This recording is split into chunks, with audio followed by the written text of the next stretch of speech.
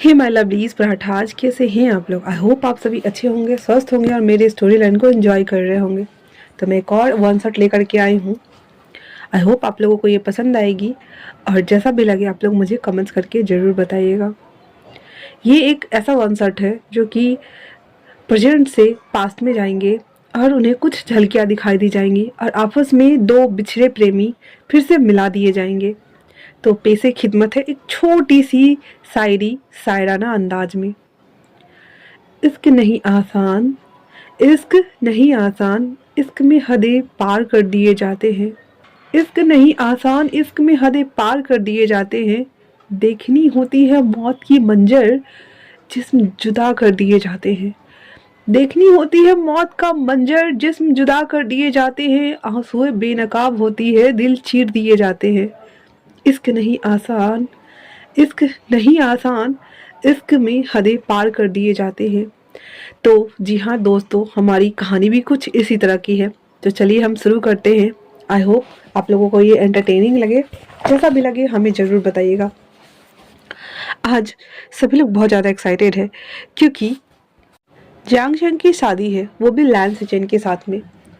अभी हम Jiang Benson में देखते हैं जहाँ पे सभी और भगदड़ मचा हुआ है। मैडम भी वो सब पे चिल्ला रही हैं और बोल रही हैं, तुम सब कमबख्तो, काम छोड़ो, काम कर लोगे आज। हाँ, तुम लोगों को पता है ना शादी शाम को होने वाली है और तुम लोग इतने स्लो काम कर रहे हो। ये सारे बॉक्सेस क्यों नहीं रखवाए गए हैं। हाँ, हमें निकलना होगा, हमें वहां जाने में ही 6 घंटे लग जाएंगे। क्या रहे हो तुम लोग, जल्दी जल्दी करो ना। यहाँ ली, यहाँ ली, तुम्हारा हुआ। मम्मा मम्मा, मेरा हो गया, बस बाबा और रेडी हो रहा है। जब देखो तो बाबा और बेबी करती रहती हो। तुम्हारा हस्बैंड तुम्हारे बच्चों को संभाल नहीं सकता। यानली यानली आते हुए कहती है, मम्मा प्लीज काम डाउन, सब हो जाएगा वक्त पे। मैडम यूँ कहती है, क्या हो जाएगा यानली, मुझे बताओगी। हाँ, ऐसे ऐसे काम होगा, हमें वहाँ जाने में 6 घंटे लगने वाले हैं, पता है ना। और जियांगचिंग कहाँ है, वो पार्लर से आया क्यों नहीं। तो जियांगचिंग आते हुए कहता है, मॉम आई एम हियर, आप प्लीज स्ट्रेस लेना बंद कीजिए, वरना ना आपके ना डार्क सर्कल्स आ जाएंगे और आप एजिड लगेंगी मॉम, फिर आपको सभी आंटी बुलाएंगे। तो जियांगचेंग की mom I mean madam Yu Jiangcheng को मारते हुए कहती है, शुक्र मनाओ आज तुम्हारा शादी है याचेंग, वरना तुम तो मेरे हाथ से पिटने वाले थे। और तुम्हारा लाट साहब भाई है कहाँ वो। हाँ, इतना बड़ा हो गया है, तुम दोनों से बड़ा है वो, इतना बड़ा प्रोफेसर हो चुका है, बट आज तक उसका शादी नहीं करनी, ये क्या। हाँ, आज तक उसे कोई पसंद क्यों नहीं आता है, मुझे ये समझ नहीं आता। तुम दोनों सेटल हो रहे हो, मैं भी चाहती हूँ कि वो भी सेटल हो जाए, बट उसे कोई पसंद नहीं आती। यार उसको लड़का लड़की बुढ़ा जिससे भी शादी करना है कर लेना, मैं करा दूंगी, मेरे जान छूटे। हाँ, किसी को लेके आए या फिर किसी के यहाँ चला जाए। पीछे से आवाज आती है, मॉम क्या मैं इतना बड़ा बोझ बन गया हूँ आप पे। तीनों लोग चुप हो जाते हैं। उसकी ओर मुड़ते हुए यूँ कहती है, आसियन तुम्हें लगता है कि तुम मेरे लिए बोझ हो सकते हो। हाँ, फिर कान पकड़ते हुए कहती है, मैं तो बस चाहती हूँ कि तुम्हारी शादी हो जाए, या तो मैं तुम्हारे बच्चों को देखूं या फिर तुम दोनों को खुश देखूं, कुछ तो करो। सन्यासी बन के घूम रहे हो, ऐसा थोड़ी होता है। विंग कहता है, मॉम मेरे कान छोड़ दीजिए प्लीज। उसकी मॉम कान को छोड़ते हुए कहता है, हाँ ठीक है समझ गई, बड़ा आया प्रोफेसर। हाँ, जल्दी से रेडी हो जाओ, हमें जाना भी है। विंग कहता है, मॉम मुझे एक क्लास है, मैं अटेंड करके बाद में आता हूँ, ठीक है ना। उसकी मॉम कहती है, ठीक है, बट आ जाना टाइम पे, आज तुम्हारी भाई की शादी है, तुम्हें पता है ना। तो विंग कहता है, यस मॉम मैं समझ गया, ठीक है। इतना बोल करके और वो वहां से अपने कॉलेज के लिए चला जाता है। कॉलेज जाने के बाद उसका जो शेड्यूल था पढ़ाना वगैरह वो उसमें लग जाता है। इधर हम दूसरी तरफ देखते हैं जियांग शेंग जो कि बहुत ज़्यादा ओवर एक्साइटेड था और वो फ़ोन पर बातें करते हुए कह रहा, हाँ हाँ सारा चीज़ हो गया है, हम बस कुछ देर में निकलने वाले हैं। हाँ ठीक है ठीक है। इतना बोल करके वो फ़ोन कट कर देता, कहता मॉम अभी तक विंग आया क्यों नहीं।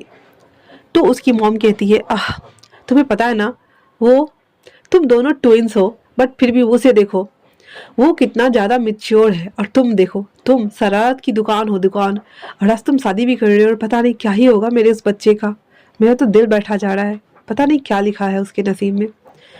आचिंग और याली आते हुए कहती है, मॉम जो भी होगा अच्छा ही होगा, ऐसे नहीं बोलते, ठीक है ना, चलिए हम लोग चलते हैं। इतना बोल करके जियांग वेंसन से सारा कुछ कार में पैक कर दिया गया था। जियांग फेंगयांग भी अपने ऑफिस से आ चुके थे। आने के बाद कहते हैं, यू तुमने सब कुछ रख लिया।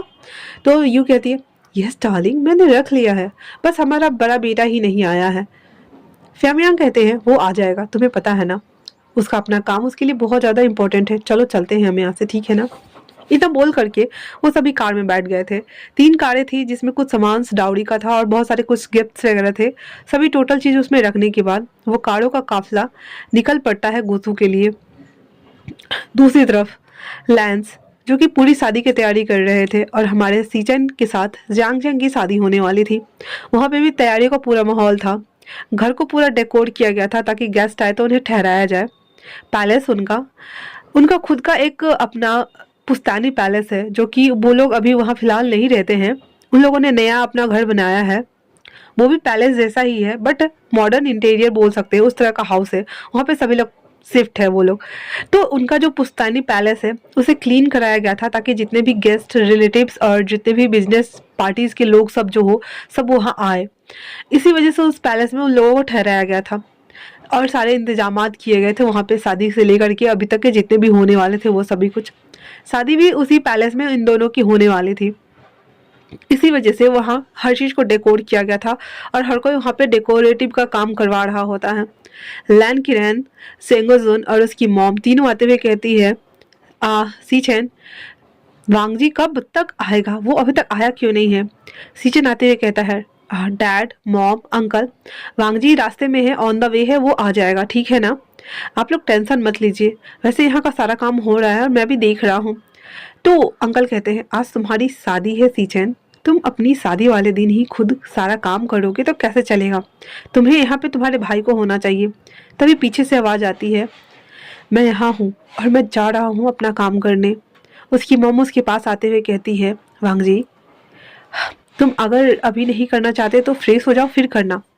तो वांगजी कहता है, मॉम पहले मैं ये सारा चीज़ देख लेता हूँ, उसके बाद मैं फ्रेश हो जाऊंगा, और बस मुझे एक मीटिंग अटेंड करनी थी मॉम, इसी वजह से। इतना बोल करके वांगजी वहाँ से चला जाता है बाहर में जो कुछ भी करना और करवाना था उन सभी चीज़ों को अटेंड करने के लिए। उसके बाद सीजन कहते हैं, मॉम आपको नहीं लगता कि वो कुछ अजीब बिहेव कर रहा है। तो उसकी मॉम कहती है, हाँ हो सकता है, ये शायद वो उसी ड्रीम की वजह से परेशान हो, बट कोई ना, चलो चलते हैं हम लोग। इतना बोलकर वो उसके डैड अंकल मॉम वहाँ से सभी चले गए थे।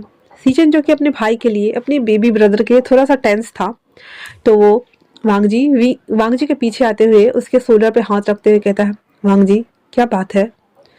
वांगजी अपनी गगा की ओर देखते हुए कहता है, गगा कोई बात नहीं है, मैं बस, आपको पता है ना वो ड्रीम जो मुझे रोज रात को आते हैं और हॉन्ट करके जाते हैं, मुझे नहीं पता उसका मतलब क्या है, पर मैं जब भी देखता हूँ मैं डर जाता हूँ, मैं बहुत ज़्यादा डर जाता हूँ।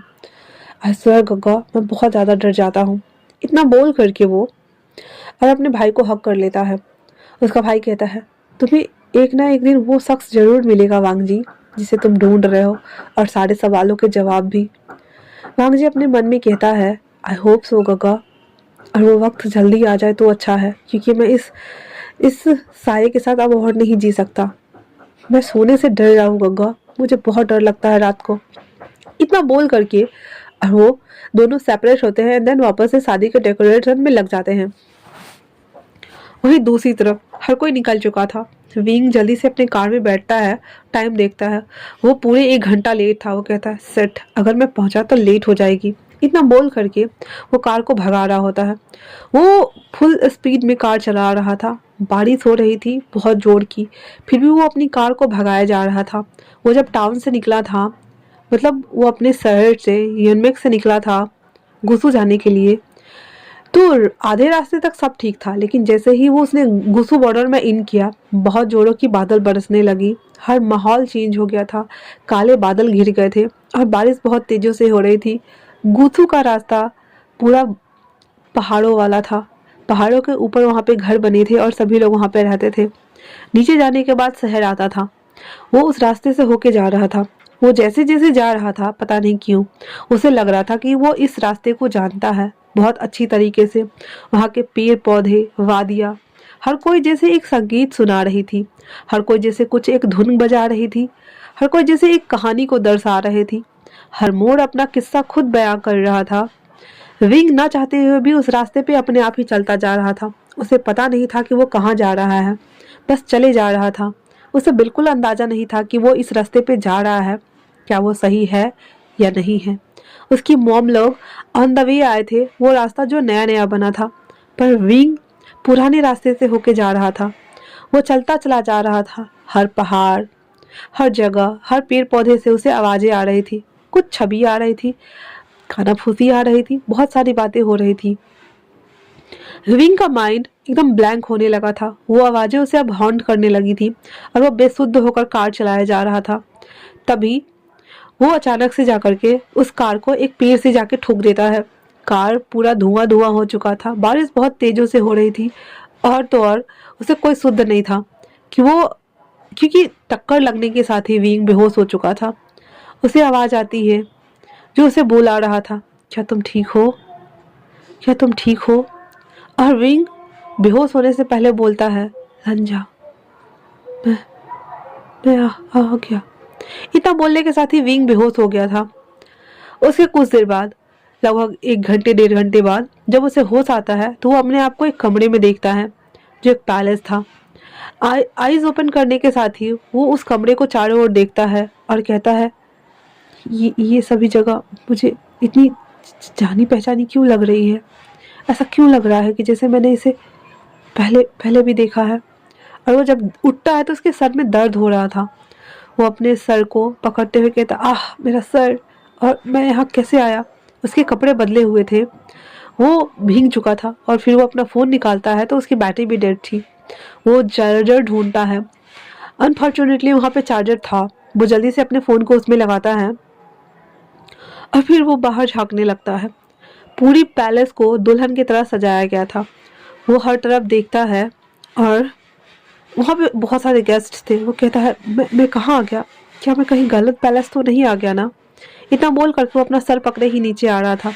तभी वहाँ पे उसे नी जैंग और जियांग चेंग दोनों दिख गए। तो विंग आते हुए कहता, ओह थैंक गॉड, मुझे लगा मैं तो गलत जगह पे आ गया चेंग। तो जियांग चेंग कहता है, तुम और गलत जगह पे?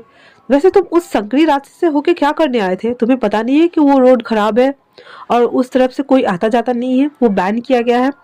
शुक्र मनाओ कि तुम्हें यहाँ पे ले आया गया सही टाइम पे। हाँ, और तुम्हें थैंक यू बोलना चाहिए मेरे हस्बैंड के भाई को। तो जियांगचेंग की बात सुन करके विंग कहता है, तुम्हारे हस्बैंड के भाई को? तो जियांगचेंग कहता, हाँ, वो लानवांग जी तुम्हें लेके आया। वो काम से जा रहा था, कुछ फ्लावर्स और कम पड़ रहे थे, वो लाने के लिए जा रहा था इसी रास्ते से। तब देखा कि एक कार की टक्कर हो चुकी है और धुआं धुआं हो रहा था। शुक्र मनाओ कि वो तुम्हें यहाँ उठा के लेके आया, वो भी अपनी गोद में। और वो भी नीरसैंग ऐसे मुंह करते हुए कहता है, एक ब्राइडल स्टाइल में गगा। आप तो सच में बहुत लकी निकले। हाँ, जब हमें लेके आए वो, जब हम लोगों ने देखा तो हम तो शौक थे, कहीं किसी जंगली जानवर ने तो आपको नहीं काट लिया। फिर बाद में उन्होंने बताया कि आपका एक्सीडेंट हो गया और हम लोग तो कुछ और ही समझ रहे थे। तो विंग उसे मारते हुए कहता, अच्छा तो तुम्हारे दिमाग में ऐसे खुराफात आइडिया आ रहा था? तो नीहे सैंग कहता है, अरे नहीं विंगा, मैं और बैड बिल्कुल भी नहीं, मैं नहीं सोच सकता। वैसे आपको मजेदार बात बताओ? तो नीहे सैंग की बात सुनकर विंग कहता है, मुझे नहीं सुनना तुम्हारी मिस्ट्री बातें। तो नीहे सैंग कहता है, अरे गग्गा सुनो ना, इस पैलेस की बहुत बड़ी बड़ी बातें हैं। मैंने यहाँ सुना था कि किसी जमाने में 2 प्रेमी हुआ करता था जो कि बिछड़ गए और उन्हें मार दिया गया। और sorry guys, sorry for disturbance, background में अगर नॉइज आ रहे हैं तो आप अवॉइड कीजिए, क्योंकि मेरे घर में कलरिंग का काम हो रहा है। सारे जन भरे हुए हैं मेरे घर में, मेरा दिमाग खराब हो रहा है इनामेल के स्मेल से। तो नीरज सिंह कहता है, और उन्हें मार दिया गया था। और कहते हैं उसके बाद से यहाँ के लोगों ने, आई मीन की लैंस ने, ये पैलेस ही छोड़ दिया, क्योंकि इस पैलेस में उन लोगों की आत्मा अभी भी हॉन्ट करती है। विंगा। तो विंग उसे मारते हुए कहता है, क्या बकवास बातें कर रहे हो? हाँ, तुम भूल गए हो कि मैं कौन हूँ? तो नीहा सैंग कहता, हाँ हाँ हाँ, बोरिंग सा टीचर, हाँ, जो कि चश्मे वेयर करता है। क्या विंगा, आप भी कितने बोरिंग हो, आपकी लाइफ में कुछ फन है ही नहीं। ऐसा कोई करता है क्या, बताओ मुझे? विंग कहता है, नहीं है, बस करो, हो गया। जियांगचेंग, तुम्हें तैयारी नहीं होना? तो जियांगचेंग कहता, हाँ होना तो है, बट शाम को शादी है ना, अभी भी 2 घंटे बाकी है। तो उसकी बात सुन करके कहता, ओ मुझे लगा मैं लेट हूँ। तो कहता, हाँ लेट तो हो गए थे, हमें यहाँ आना जो था। वैसे हम चलते हैं रेडी होने के लिए और आपको मेरे साथ रहना है। तो विंग की बात सुनकर, जियांगचेंग की बात सुनकर विंग कहता है, ठीक है चलो। उसके बाद जियांगचेंग आता है और वहाँ पे कुछ बॉयज जो थे वो उसको तैयार करने वाले थे, ग्रूम को। तो वहाँ पे वो बैठ जाता है। फिर उसका हल्का फुल्का सा मेकओवर किया जाता है। फिर उसे क्लासिकल ड्रेस बनाया जाता है। वेस्टर्न टाइप्स ड्रेस था, कोट का ही सेट था बट क्लासिकल था, वो वेयर कराया जाता है। अब जो कि हमारे हस्बैंड एंड हस्बैंड बनने वाले थे वो दोनों, तो उसे अच्छे से एक ब्राइड के जैसे तो नहीं बोल सकती यार, बट हाँ अच्छे से तैयार कर रहा था वो उसको। उसके बाद कुछ एसेसरीज वगैरह पहनाया जाता है, उसके हेयर स्टाइल को, उसको बालों को, उसका मेकओवर लुक एकदम ब्यूटीफुल तरीके से आचिंग को सजाया जाता है। वो कपड़ा पहने हुआ था जिसमें बहुत ज़्यादा एलिगेंस लग रहा था, और उसका ड्रेस रेड कलर का था, और वो बहुत ज़्यादा प्रीटियस लग रहा था अभी इस वक्त। नी हिसंग और विंग दोनों जब उसे देखता है तो देखते रह गए थे और कहते हैं माय गॉड, सच में आचिंग तुम कितनी ज़्यादा प्रीशियस और ब्यूटीफुल लग रहे हो, देखो तो। झांग चिंग कहता है एक दिन आपको भी तो लगना है ना, पर आप पता नहीं कब अपने लिए पार्टनर ढूंढने वाले हैं। विंग कहता है हाँ मैं ढूंढ लूंगा, पहले तुम तो सेटल हो जाओ, ठीक है ना। इतना बोल करके वो रेडी होता है, और रेडी होने के साथ ही वो दोनों भी रेडी होने के लिए चले गए थे। उन दोनों ने भी क्लासिकल इंडो वेस्टर्न कोट ही वेयर किया हुआ था, और उसके बाद वो सब रेडी हो जाते हैं। फिर वापस से जियांगचैंग को लेने आते हैं। जियांगचैंग जो कि थोड़ा नर्वस लग रहा था, तो विंग आते हुए कहता है क्या तुम नर्वस लग रहे हो। जियांगचैंग कहता हाँ लिटिल बिट, क्योंकि मुझे अजीब लग रहा है।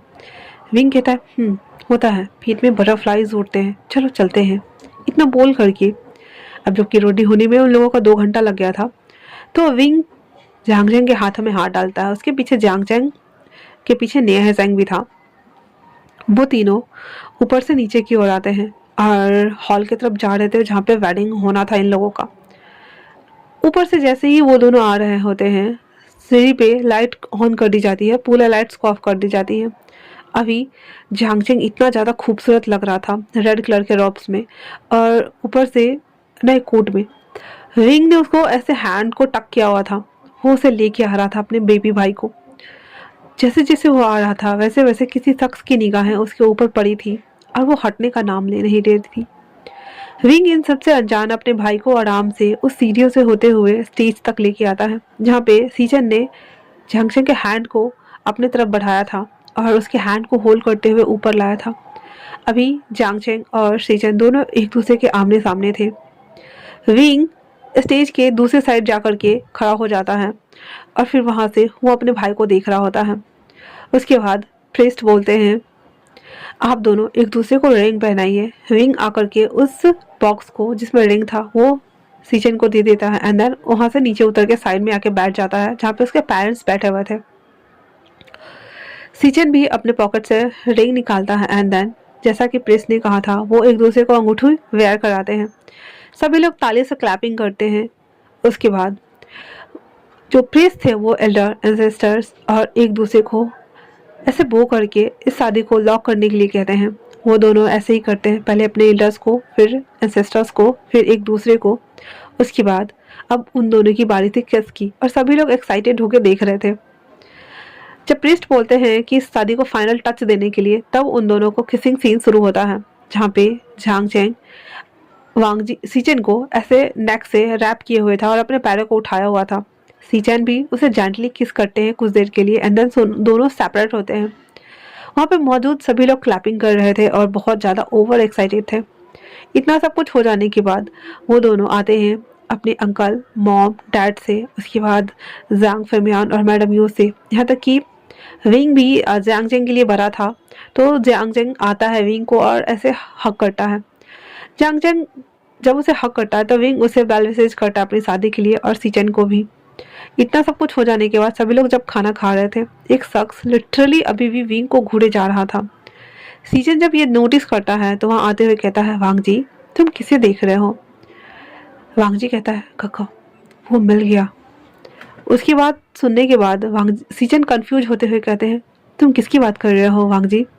वांग जी कहता है वो जिसने ग्लासेस वेयर किए हुए हैं गगा। तो कहता है वो आचिंग का भाई है विंग, और वो एक प्रोफेसर है, क्या तुम श्योर हो। तो वांग जी कहता है यस काका वो वही है। वांग जी की बात सुनकर के सीचन विंग को देखते हैं। उसके बाद वापस से अपने भाई की तरफ मुड़ते हुए कहता है पर क्या उसे याद होगा वो सभी चीज़ें। वांग जी कहता है मुझे नहीं पता। सीचन कहते हैं तो मैं तुम्हारी हेल्प कर सकता हूँ। फिर उसके कान में कुछ बोलता है और कहता है वो बुक उसके कमरे में रखवा दो, शायद वो पढ़े तो उसे याद आ जाए। तो वांग जी कहता है, पर क्या उसे खुद से याद नहीं आना चाहिए? सीजन कहते हैं, वांग जी कभी कभी कुछ चीज़ें हमें ऐसे याद नहीं आती है, तो हम कोशिश कर सकते हैं ना, हमारे पास रास्ते होते हैं इसीलिए कि हम एक ना, अगर एक पे चले और फेल हो जाए तो हम दूसरे पे चलें। तुम चाहते हैं कि वो तुम्हारी लाइफ में आए? वांग जी कुछ नहीं बोलता। सीजन कहता है, अगर चाहते हो तो तुम्हें ये करना चाहिए वांग जी। इतना बोल करके सीजन वो प्लेट लेते हैं और वो जियांग चेंग के पास आकर के बैठ गए थे। वांग जी वहाँ से आता है और वो लाइब्रेरी पवेलियन आने के बाद, जो कि पूरे लाइब्रेरी पवेलियन में धूल जमी हुई थी, वो एक सीक्रेट डोर के ओपन करता है और अंदर जाता है।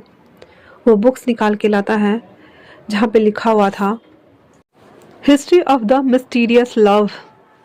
ये बुक जैसे ही वांग जी हाथ में लेता है, उसकी पूरी बॉडी ठंडी हो चुकी थी और वो कांप रहा था। ऐसा नहीं है कि उसने इस बुक को नहीं पढ़ा है, उसने कई बार इस बुक को पढ़ा है, उसकी हर एक पेज को, हर एक शब्द से वो वाकिफ़ है। बट क्या क्या वो जो फील कर पा रहा है, क्या वो इंसान फील कर पाएगा? उसके दिमाग में बहुत सारी बातें थी। वो उस बुक को लेता है और वापस से आता है।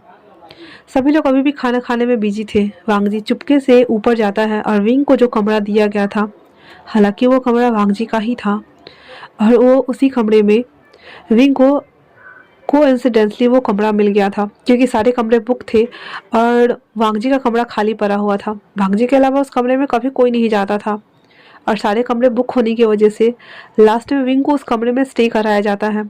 और जब वांग जी उसे लेके आया था तो वो बेहोश था। उसने सीधे आते ही अपने ही कमरे में विंग को लाके रख दिया था। वो आता है और उस बुक को उस ग्लास टेबल के ऊपर प्लेस करते हुए कहता है, आई होप सो तुम्हें कुछ तो याद आए। आई होप सो कि वो तुम हो। पता नहीं क्यों, पर एक रिश्ता सा लगता है तुमसे मेरा।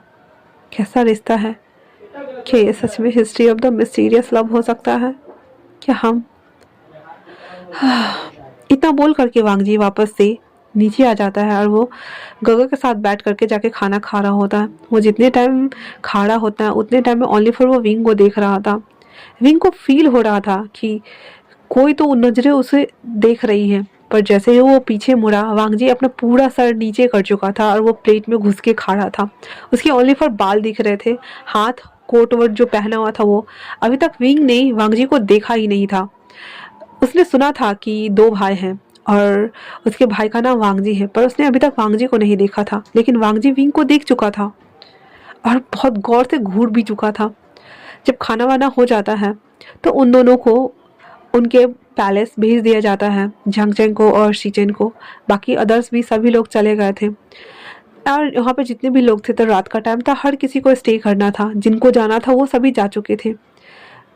विंग भी अपने कमरे में आ चुका था, निहिर सेंग भी अपने कमरे में आ चुका था, उसकी मॉम डैड सभी आ चुके थे। विंग सावर लेने जाता है और जैसे ही वो सावर लेके आता है तो निहिर सेंग आता है और कहता है, आह विंग, क्या हम सच में आज यहाँ रहने वाले हैं? मुझे डर लग रहा है क्योंकि ये पैलेस बहुत ज़्यादा हॉन्टेड है और गाने की आवाज़ें आती है बैकग्राउंड से। और जिंदगी में तुझी पे लुटाऊंगा, मैं तो मर के भी तुझको चाहूंगा। आजा,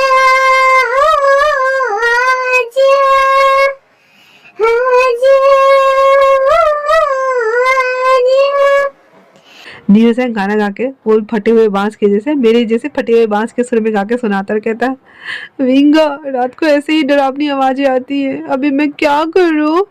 तो ये सुन करके वो जो हमारा विंग था वो कहता है, चुप करो तुम बेवकूफ कहेंगे, ऐसा थोड़ी होता है। हाँ, और वैसे भी क्या कहा तुमने? आवाजें आती हैं? सीरियसली ऐसा कुछ नहीं होता, जाओ जाओ जाओ, सो जाओ जाओ। नील सिंह कहता है, पर मैं आपके साथ सो जाऊँ क्या?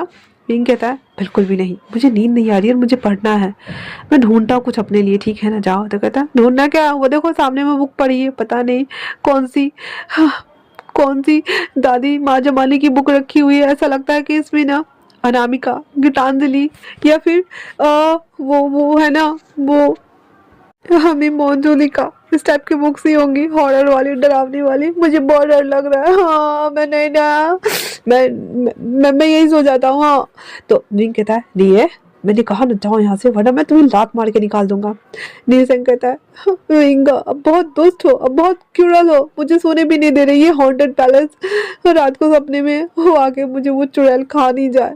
तो कहता है विंग तुम्हें कैसे पता कि वो चुड़ैल ही थे, लड़का भी तो हो सकता है, चलो निकलो यहाँ से। इतना बोल करके वो विंग को भगा देता है। भगाने के बाद वो देखता है कि सच में वहाँ पे एक बुक रखा हुआ है, तो उसके पास आते हुए कहता है history of the mysterious love, strange name. वैसे जब मैं आया था तो मैंने इसे नोटिस क्यों नहीं किया, यहाँ पे बुक थी क्या। इतना बोल करके विंग उस बुक को लेता है और एक चेयर है उस पर जाकर बैठ जाता है। वो हिलने वाली चेयर होती है ना, उस पर जाकर बैठा हुआ था। एक शख्स जो कि सभी लाइट्स को ऑफ होने का वेट कर रहा था, जब उसने देखा कि विंग के कमरे की लाइट्स ऑफ हो चुकी हैं, आई मीन की डिम पे हो चुकी थी, जो बड़े लाइट्स थे वो ऑफ कर दिए थे विंग ने और रीडिंग लैंप वाले को जला रखा था। वो वहाँ पे बैठा हुआ था और उसके हाथ में बुक थी। वांग जी धीरे से आता है और उसके खिड़की के बाहर वो खड़ा था। हालांकि वो पैलेस बहुत पुराना था तो ऐसे स्पेस तो नहीं था, बट फिर भी वहाँ पे खड़ा था और वहाँ से वो विंग को देख रहा था। जब विंग को एहसास होता है कि कोई उसे घूर रहा है बाहर से, वो पलट के देखता है। वो बहुत ज़्यादा डर गया था और कहता है क्या क्या सच में यहाँ पे कोई हॉन्टेड चीज़ है या फिर मेरा वहम है। वो धीरे से उस विंडो के पास आता है। तब तक वांग जी वहाँ से वो नीचे उतर चुका था और दीवार लग के खड़ा था। जब विंग को कोई नहीं दिखाई देता वहाँ पे, तो वो वापस से आके बैठ जाता है और बैठ के उस बुक को पढ़ना शुरू करता है। मतलब उसके हाथ में अभी भी बुक था। वांग जी कहता है आई होप विंग कि तुम्हें याद आ जाए, और उसने विंग का नाम सुना था। इतना बोल करके वांग जी वहाँ से चला जाता है। अब विंग उस किताब को देखता है। उसे छूते ही ऐसा लगा जैसे कि मानो उसे करंट लग रहा हो, और वो कहता है ऐसा क्यों लग रहा है कि जैसे मैं कुछ मिस कर रहा हूँ। ऐसा क्यों लग रहा है कि मैं इस जगह को जानता हूँ। और वो पैलेस को देखते हुए बोल रहा था ऐसा क्यों लग रहा है कि मेरा इस पैलेस के साथ कोई वास्ता है। ऐसा क्यों लग रहा है कि मैं किसी को ढूंढ रहा हूँ। और जब मैं उस रास्ते पे आ रहा था, वो रास्ता, वो पहाड़, वो वादियाँ, वो सभी चीज़ें मुझे इतनी ज़्यादा फैमिलियर क्यों लग रही थी। क्यों ऐसा लगा मुझे कि मैं सच में, क्या सच में मैं किसी को ढूंढ रहा हूँ। क्या कोई है जो मेरा वेट कर रहा है।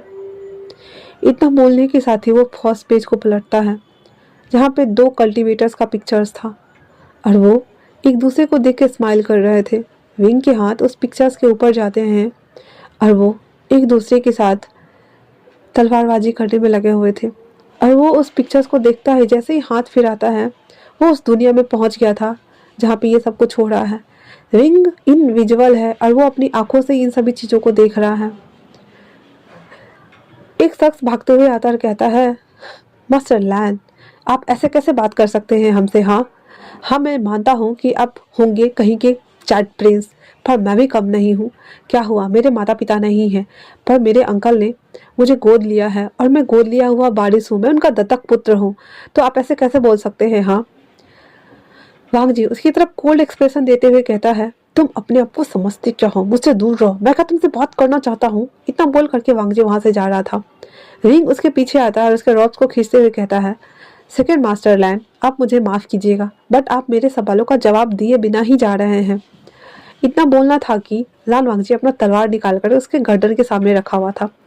विंग कहता ओ अच्छा, तो आप मुझसे युद्ध करना चाहते हैं, ठीक है फिर मैं तैयार हूँ, फिर आप मुझे बाद में मत कहिएगा। इतना बोल करके वो उनसे लड़ाई करना शुरू कर देता है।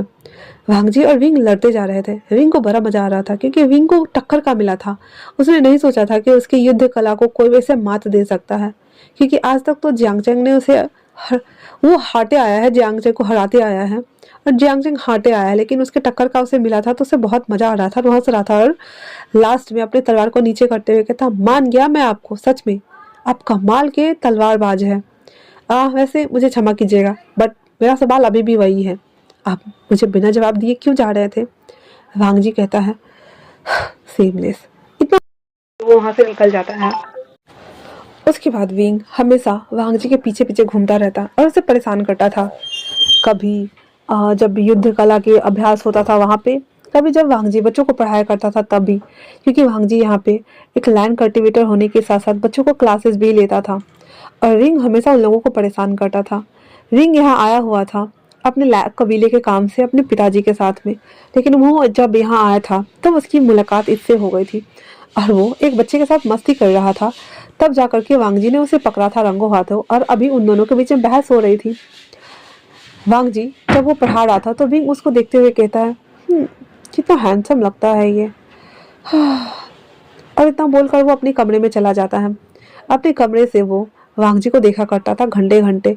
आज जब वांगजी लाइब्रेरी पवेलियन में बैठा हुआ था और कुछ चीज़ों को वो नोट डाउन कर रहा था तो विंग उसके पास आता और कहता है, आपको नहीं लगता कि कैसा रहेगा कि हम किसानों की मदद करें और बदले में वो हमारे यहाँ भी ऐसे अभ्यास करने के लिए आए? तो कैसा रहेगा कि हम आम लोगों को भी अपनी सुरक्षा के लिए युद्ध नीति को सिखा सकते हैं, ताकि इससे आपका जो सही टाउन है वो प्रोग्रेस करे, साथ में गुस्से को भी प्रोग्रेस करे। कहते हैं जनता अगर शिक्षित हो, सशक्त हो तो वहाँ के देशों को, वहाँ के शहरों को विकसित होने से कोई नहीं रोक सकता है। वांगजी बस उसे देख रहा था और कहता है अपने पेन को रखते हुए, आखिर तुम कहना क्या चाहते हो? रिंग उसके पास आके बैठते हुए कहता है, मैं आपके साथ फ्लर्ट करना चाहता हूँ, क्या मैं कर सकता हूँ? वैसे आज तक आपको किसी ने कहा नहीं कि आप बहुत ज़्यादा हैंडसम हैं।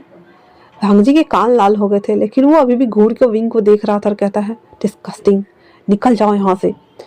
विंग पीठ पकड़ के हंसने लगता और कहता है, वांगजी सच में आप भी ना, आपके कान लाल हो गए हैं, देखिए। और वो उसके दोनों कानों को छू छू के देख रहा था। वांगजी उसको दूर करते हुए कहता, मुझसे दूर रहो वरना। तो विंग कहता, वरना क्या? हाँ वरना क्या? अपने आप को समझते क्या है आप? थोड़ी सी मजाक क्या कर लिया, आप तो सीरियस हो जाते हैं। ऐसा ऐसा ऐसा कोल्ड फेस लेके कौन घूमते रहता है? आपके अंदर तो दिल है ही नहीं। हाँ, इतना बोल करके विंग वहां से चला जाता है। उसके कुछ दिन बाद विंग अपने घर वापस आ गया था और आने के बाद वो वहाँ के कामों में लग गया था। विंग को बिल्कुल भी मन नहीं लग रहा था कि क्या होगा, क्या करना चाहिए, कुछ भी उसे पता नहीं चल रहा था। पर जैसा भी लग रहा था वो बहुत ज़्यादा उदास था और वो फिर कहता है, पर मैं इतना ज़्यादा सैड क्यों फील कर रहा हूँ? क्या सच में मुझे करना चाहिए या नहीं? मुझे अच्छा नहीं लग रहा। हाँ मैं क्या करूँ? ऐसे पटक रहा था अपना पैर हाथ को वो। फिर कहता है, मैं मिलने जाता हूँ, ठीक है ना? पर मैं क्या कहूँगा? तभी वहाँ पे कुछ लोगों का हमला होता है और सभी लोगों को बंदी बना दिया जाता है। तब जाकर के उन लोगों को पता चला था कि ये हमला किसी और ने नहीं बल्कि कि विंस ने किया है और वो चाहते हैं कि हम अपनी कर का आधा हिस्सा उन लोगों को दे दे जो कि हमारे ऊपर लगाए जाते हैं वो सभी। ऐसा कहना था। तभी वहाँ पे वेंचाओ की एंट्री होती है और वो आते हुए कहता है, वैसे मुझे लगा नहीं था कि मैं तुमसे दोबारा मिलूंगा। हाँ, पर मैं यहाँ तुमसे मिलने नहीं आया, तुम्हारे पिताजी से मिलने आया हूँ। इतना बोल करके वो अंदर राज पैलेस के अंदर जाते हैं। सभी लोग अभी राज पैलेस के अंदर थे। वो आता है और आके जियांग फिमिया के थ्रोन पे जाके बैठते हुए कहता है, तो आपको तो पता ही होगा कि आपका कबीला हमारे अंदर में आता है, तो आपको पता ही होगा कि हमारे पिताश्री ने कर को ज़्यादा बढ़ाया है। अब हमसे 50% का कर हमें देना होगा आप लोगों को, जो भी फ़ायदा होगा हर चीज़ में। और व्यापारिक संबंध जो कि हम बाहर से लाएंगे उसे आप लोगों को फॉलो करना होगा, चाहे जैसे भी करें। जियांग फिमिया पूरा उस बात को डिनाई करते हुए कहते हैं, अगर आधा हम तुम्हें ही दे देंगे तो फिर अपने कबीलों को कैसे विकसित करेंगे? तो विंचाओ उसके पास आता है और उनके गले को दबाते हुए कहता है, आपको लगता है कि आप हमारे कबीले से आगे जा सकते हैं? ये मत भूलिए कि हमारे अंदर में आधे से ज़्यादा कबीले आ चुके हैं, सिर्फ लैंस को छोड़ के और सिर्फ किंगे को छोड़ के। तो आपको लगता है कि अगर आप लोगों ने ऐसा कुछ प्लान बनाया तो हम सक्सेसफुल होने देंगे? बिल्कुल भी नहीं। और साथ में मैं आपके इस बेटे को लेके जाता हूँ। वैसे ये तो आपका दत्तक पुत्र है ना? और आपको तो अपने पुत्र को बचाना है, तो आप क्या चाहते हैं कि आपको अपना बेटा बचाना है या फिर इसे? इतना बोल करके वो विंग को पकड़ लेते हैं। विंग जो कि स्ट्रगल कर रहा था, जियांग फिमिया कहते हैं, तुम्हें इसे ले जाने की ज़रूरत नहीं है, हम तुम्हें कर देने को तैयार हैं। तो विंचा कहता, ओ ठीक है फिर छोड़ दो। इतना बोल करके वो लोग वहाँ से चले जाते हैं। जाने के बाद विंग अपने बाबा से कहता है, बाबा ये आप क्या कर रहे हैं? अगर हम आधा उन्हें दे देंगे तो फिर हमारे यहाँ बचेगा क्या? हमारे लोगों का क्या होगा, हमारे समाज का क्या होगा। उसके बाबा कहते हैं तुमसे बढ़कर कुछ भी नहीं है। तभी वहाँ पे मैडम यूं आती है और जीडियन से वार करती है विंग के ऊपर, जो कि जीडियन के वार की वजह से विंग को बहुत ज़्यादा दर्द हो रहा था और वो अपने आप को कड़ल किए हुए था, ज़मीन पर लेटा हुआ था। और आते ही कहती है मैडम यू, आप इस लड़की की बात में क्यों आ जाते हैं। हाँ, अगर इसे ले भी जाता, मार भी देता तो क्या फर्क पड़ता, कम से कम हमारे ऊपर इतने ज़्यादा अत्याचार करके तो नहीं जाते। आपको पता है ना, आने वक्त में भी उसने कितने सारे लोगों को मारा और हार्म किया, और अभी क्या लगता है वो ऐसे ही चला जाएगा। यहाँ से न जाने कितनी लड़कियों को लेके जाएगा वो, उन लोगों का क्या। हाँ, अगर ये चला जाता तो ऐसा कुछ होता ही नहीं। विंग जब ये सुनता है, हाँ ये बात सच है, विन चाओ या फिर वेंस के कोई भी लोग आते थे तो वहाँ से जाने के बाद बहुत सारे लोगों को उठा के लेके जाते थे, और क्या होता था उन लोगों के साथ कुछ भी पता नहीं। विंग ये सारी बातें सुन रहा था चुपचाप। जियांग फेमियांग कहते हैं अगर तुम्हारा बोलना हो गया हो यू तो अपना मुंह बंद रखो और जाओ यहाँ से, तुम्हारी कोई ज़रूरत नहीं है। मैडम यू बोलती है तुम एक नंबर के पनौती हो, जब से आए हो ना तब से सबका दिल दिमाग खराब करके रखे हुए हो। हाँ, इतना बोल करके और वो वहाँ से चुपचाप पैर पटकता हुआ चली जाती है। उसके जाने के बाद विंग अपनी जगह से उठता है और अपने आप को ऐसे रब करते हुए जा रहा था अपने कक्ष की ओर। जियांग फेमिया कहते हैं यू की बातों का बुरा मत मानना विंग, तुम्हें पता है ना वो कैसी है। विंग कहता है जी बाबा। वो अपने कमरे में आ जाता है, अपनी तलवार को देखता और कहता है अगर मेरी वजह से ये सब कुछ हो रहा है तो फिर मैं क्या करूं, मुझे जाना चाहिए। हाँ, इतना बोल करके वो पीछे से कूद के और चला जाता है। अभी जो कि वेन चाओ सभी सच में लड़कियों लोगों को अगवा करवा रहा था, वो भागते हुए आता है तो देखता है कि बहुत सारी लड़कियों को जबरदस्ती उसके पालकी में डाला जा रहा है। वहाँ आते ही उस पालकी को खोलते हुए कहता है मैं जाने के लिए तैयार हूँ, इन सभी को जाने दो प्लीज़, जाने दो। इतना बोलना हुआ ही था कि वेन चाओ के चेहरे पे एक डेविल स्मिथ था। वो कहता ठीक है फिर चलो। उसके बाद सारी लड़कियों को छोड़ दिया जाता है और उसमें विंग को रखा जाता है। विंग उसके साथ जा रहा होता है। आधे रास्ता गया ही था तभी वहाँ पे हमला होता है और जितने भी सैनिक थे उन सभी को मार दिया गया था। वो पालकी में ओनली फॉर विंग और वेंचाओ बैठा हुआ था। तभी एक शख्स उस पालकी को पर्दे को हटाता है और वो शख्स एक नकाबपोश था। हटाने के साथ ही उसमें से विंग को बाहर निकालता है और उसके सामने तलवार रखा हुआ था। वेंचाओ कहता है ओ तो तुम जानते हो हम कौन है। वो शख्स उसे कुछ भी नहीं बोलता और वेंचाओ के ऊपर एक पाउडर छिड़क देता है और वहां से गायब हो जाता है। वो शख्स विंग को लेकर के आसमान में उड़ता है और अपनी तलवार के ऊपर फ्लाई करते हुए वहां से चला आता है। उसके कुछ देर बाद वो एक घर के सामने उतरा था जिसके ऊपर लिखा हुआ था जिंगसी, और विंग जानता है ये कौन सी जगह है। वो उस शख्स की ओर देखते हुए कहता है हंगोजुन आप मास्टर लैंड। वांग जी अपना नकाब उतारते हुए कहता है मेरे साथ चलो। इतना बोल करके विंग को अपने जिंगसी में ला करके रख देता है और वहां से जा रहा होता है। तो विंग कहता है ये आपने किस तरह के ड्रेस पहने, ये काले कपड़े आप कब से वेयर करने लगे। हाँ, वांग जी उसे कुछ भी नहीं बोलता और कहता है तुम यही रहो, मैं तुम्हारे लिए खाना लेके आता हूँ। विंग उसकी बात सुन लेता है और कहता है ठीक है। उसके बाद वांग जी बाहर आता है, खाना बनाता है और विंग के लिए लेके आता है। उसके बाद वहाँ रखते हुए कहता है यहाँ आओ बैठो। विंग वहाँ आके बैठ गया था चुपचाप। उसे पता है कि यहाँ पे खाने वक्त बात नहीं करते, तो वो चुपचाप खा रहा होता जो कुछ भी वांग जी ने बनाया था। हालांकि वांग जी गुजू के हिसाब से खाना नहीं बनाया था, उसने वो वैसा खाना बनाया था जैसा कि विंग को पसंद है। विंग जब वो टेस्ट करता है तो उसे खाना बहुत अच्छा लग रहा था। वो वांग जी को देखता है। वांग जी विंग की आंखों में वो चमक देख पा रहा था कि किस तरह से विंग उसे देख रहा है। उसके बाद वो दोनों चुपचाप खाना खाते हैं। खाना खा चुकने के बाद वांग जी वो सभी चीज़ों को बाहर रख के आ जाता है, फिर अंदर आता है और कहता है विंग तुम्हारे मन में ये जिज्ञासा होगी ना कि मैंने तुम्हें क्यों बचाया। विंग बोलता है वांग जी कहता है उसकी तरफ मुड़ते हुए क्या तुम मुझसे शादी करोगे विंग। विंग एकदम शौक और कहता है कि ये आप क्या कह रहे हैं। हाँ, वांग जी की बात सुन करके विंग की बात सुनकर वांग जी कहता है वही जो तुम सुन रहे हो विंग, और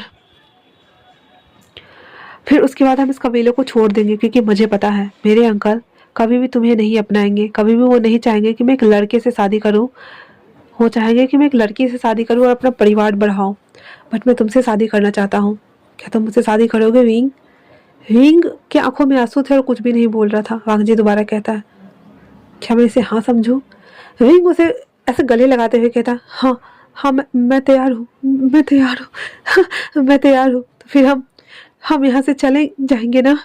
तो वो कहता, हम चले जाएंगे, पर फिलहाल से तुम यहाँ रहो, मुझे कुछ और काम करना है, मैं उन सभी चीज़ों को कर लेता हूँ, उसके बाद हम यहाँ से जाएंगे विंग, ठीक है ना? तो विंग की बात सुन करके, वांगजी की बात सुन करके विंग कहता, ठीक है। उसके बाद वो हांसी आता है जहाँ पे सीजन का कमरा था। सीजन कहते हैं, क्या तुम श्योर हो वांगजी, क्या तुम ये सब करना चाहते हो? वांगजी कहता है, गगा मैं जानता हूँ, अंकल को जब पता चलेगा ना तो वो हमें कभी नहीं अपनाएंगे। मैं बस उसके साथ रहना चाहता हूँ और मैं इन सभी चीज़ों को छोड़ के जाना चाहता हूँ, और मैं बस उसके साथ रहना चाहता हूँ गग्गा, इससे ज़्यादा कुछ भी नहीं। तभी वहाँ पे कुछ लोग आते हैं और जो सैनिक थे वो आते हैं, कहते हैं कि आप दोनों को अंकल ने बुलाया है। वांगजी और विंग एक दूसरे को देख रहे थे और कहते हैं, क्या उन्हें पता चल गया? कुछ देर बाद वो सभी इंसेस्टर हॉल में बैठे हुए थे और इंसेस्टर हॉल में ओलिवर, अंकल किरायन, वांगजी, सीचन और कुछ एल्डर्स बैठे हुए थे। वांगजी, सीचन अपनी जगह पे जाकर बैठ गए हुए थे और वांगजी को बीच में खड़ा किया हो गया था। उसके अंकल अपने दाढ़ी को सहलाते हुए कहते हैं, वांगजी मुझे पता चला तुम किसी को यहाँ लेके आए हो। वांगजी घुटनों पे बैठ जाता और कहता है, जी अंकल, मैं विंग को यहाँ लेके आया हूँ। उसके अंकल कहते हैं, तुम्हें पता है ना, विंस को लोग विंग को उठा के लेके जा रहे थे, तो एक तरह से तुमने उसके प्रॉपर्टी के ऊपर हाथ डाला है। तुम्हें पता है तुमने क्या किया है? तुम दो कबीलों को बीच में खुला निमंत्रण दे के आए हो। तभी वहाँ पे एक सर्वेंट भागता हुआ आता और कहता है कि विन क्लान से कुछ लोग आए हैं। वो डिसिपल्स वहाँ से चले जाते हैं और तभी वहाँ पे एंट्री होती है वेंचो और उनके फादर वेनहान की। वो आते हैं और वो भी आकर के बैठ जाते हैं। वांगजी अभी भी अपने घुटनों पे बैठा हुआ था। इतना सब कुछ हो जाने के बाद वेंचो कहता है, वो तुम ही थे ना लान वांगजी, हाँ, जिसने मेरे सामान को चुराया और उड़ गए। वांगजी बस उसे कोल्ड रिएक्शन दे रहा होता है। अंकल कहते हैं, आखिर तुमने उसे क्यों अगवा किया है वांगजी? वांगजी कहता है, अंकल मैं उसे प्यार करता हूँ और मैं उसके साथ ही रहना चाहता हूँ, चाहे आपको मंजूर हो या ना हो। उसके अंकल खड़ा होते हुए कहते हैं, वांगजी ये तुम क्या कह रहे हो? तुम जानते हो ना तुमने किसी और के प्रॉपर्टी को हाथ लगाया है, तुम्हें पता है ना इसकी पनिशमेंट क्या होती है?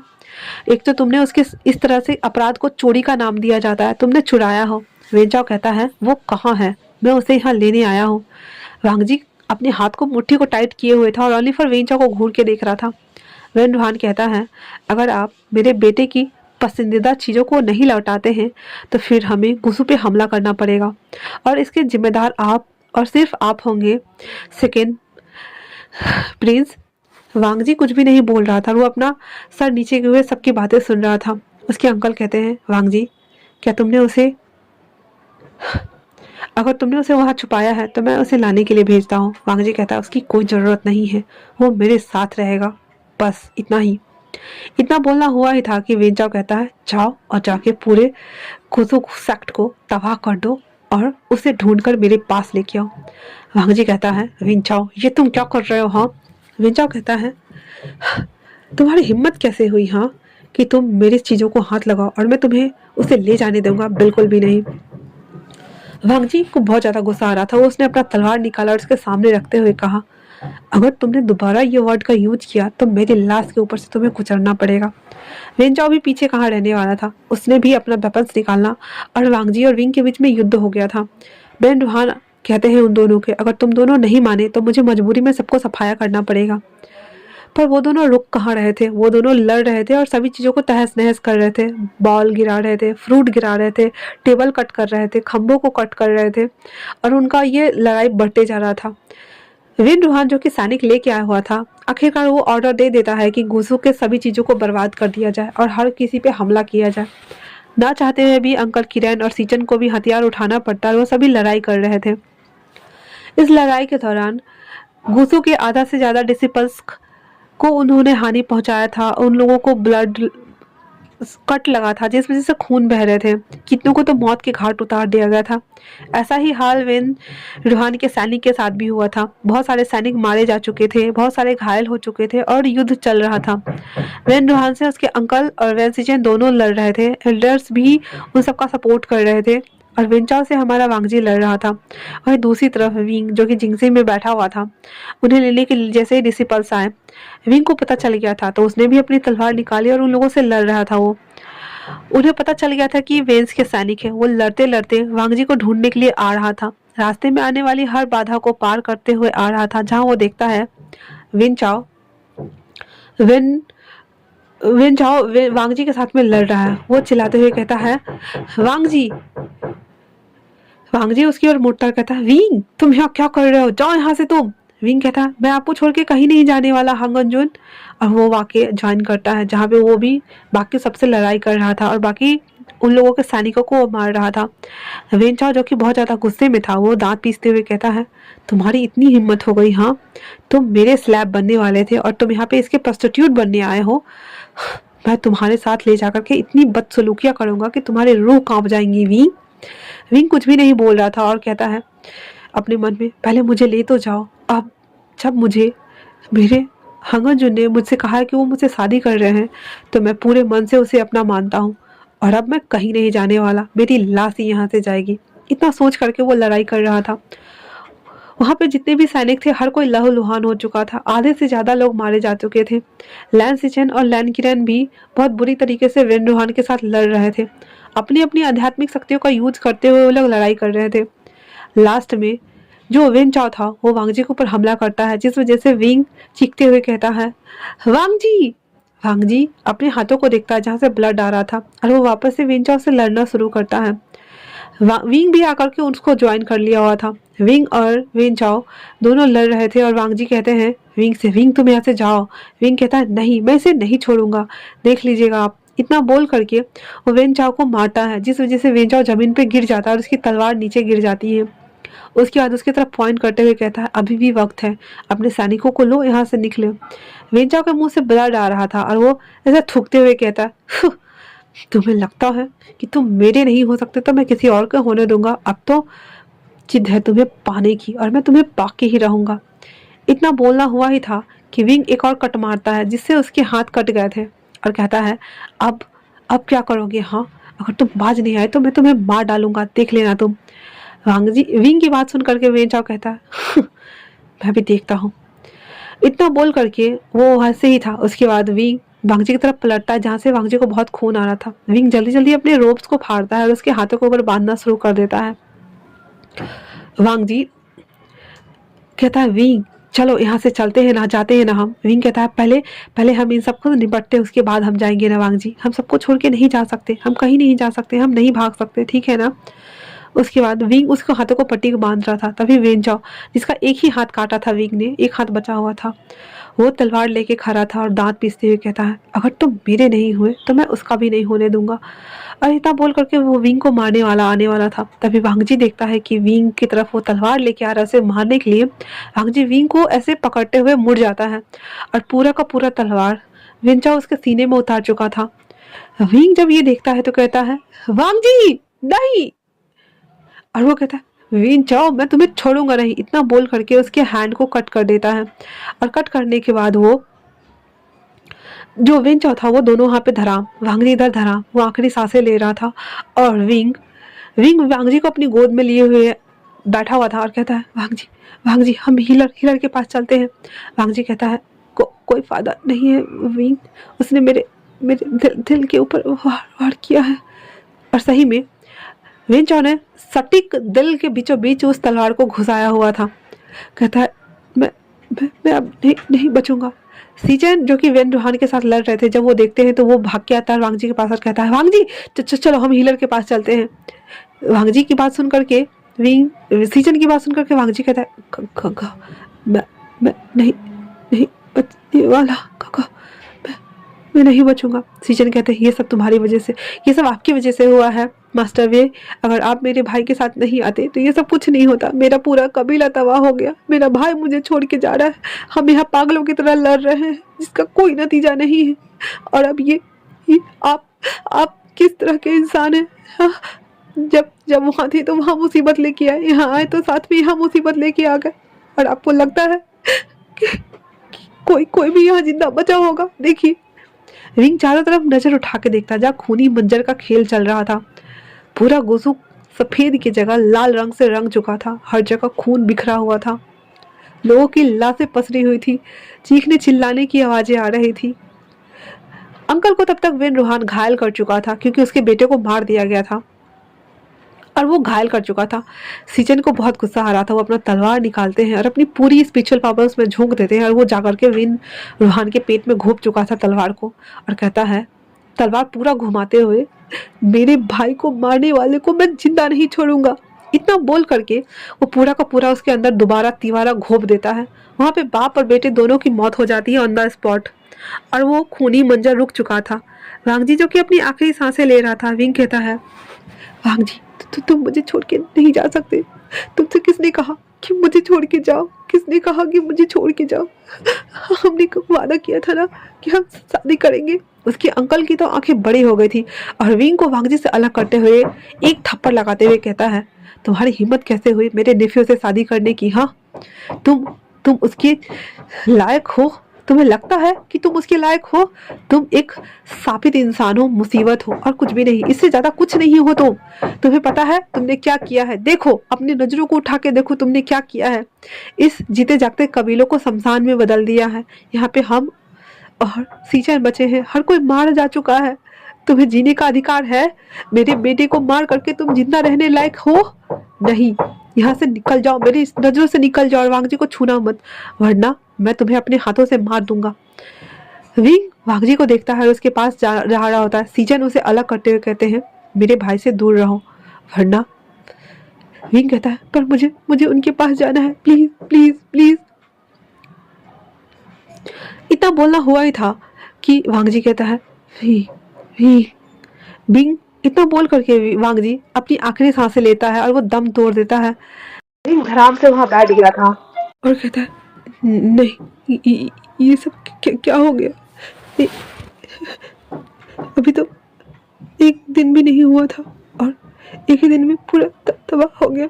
मैं ये कैसे कर सकता हूँ? नहीं नहीं नहीं। और वो अपने हाथों को देखता है जिसके हाथों में खून खून लगा हुआ था और वो कहता है नहीं नहीं, मैंने ये क्या कर दिया? नहीं नहीं नहीं नहीं नहीं, वांगजी वांगजी वांगजी। और उसके पास जा रहा होता है। सीजन बीच में आके खड़े थे और वो आखिरी वक्त में वांगजी को वो ठीक से देख भी नहीं पा रहा था। और सीजन कठोर होते हुए कहते हैं मास्टर वे आप यहाँ से जाएं प्लीज। मैं नहीं चाहता कि आपकी ये साबित मेरे पूरे कबीलों को तबाह कर दे। आप एक नंबर के मनहूस इंसान हैं। आपके आने से पूरा कबीला तबाह हो गया। विंग जो कि अभी भी वांगजी को देखना चाहता था, वो इन कड़वी बातों से दुखी नहीं हो रहा था। उसे दुख हो रहा था कि उसकी वजह से वांगजी मर गया। कैसे मर सकता है वो? उसके कमर में एक खंजर थी जो उसकी माँ का था। वो उसे निकालता है और अपने गले पे रखते हुए कहता है हाँ हाँ, मेरी वजह से पहले मेरे माता पिता चले गए, फिर मैं यून में आया और वहाँ पे भी मैंने बहुत कुछ तबाह कर दिया। और अब यहाँ आने के बाद मैं अपने होने वाले जांगफू को मैं अपनी आंखों के सामने मरते हुए कैसे देख सकता हूँ? मैं लंजा, मुझे माफ कर दो, मुझे माफ कर दो, मुझे माफ कर दो।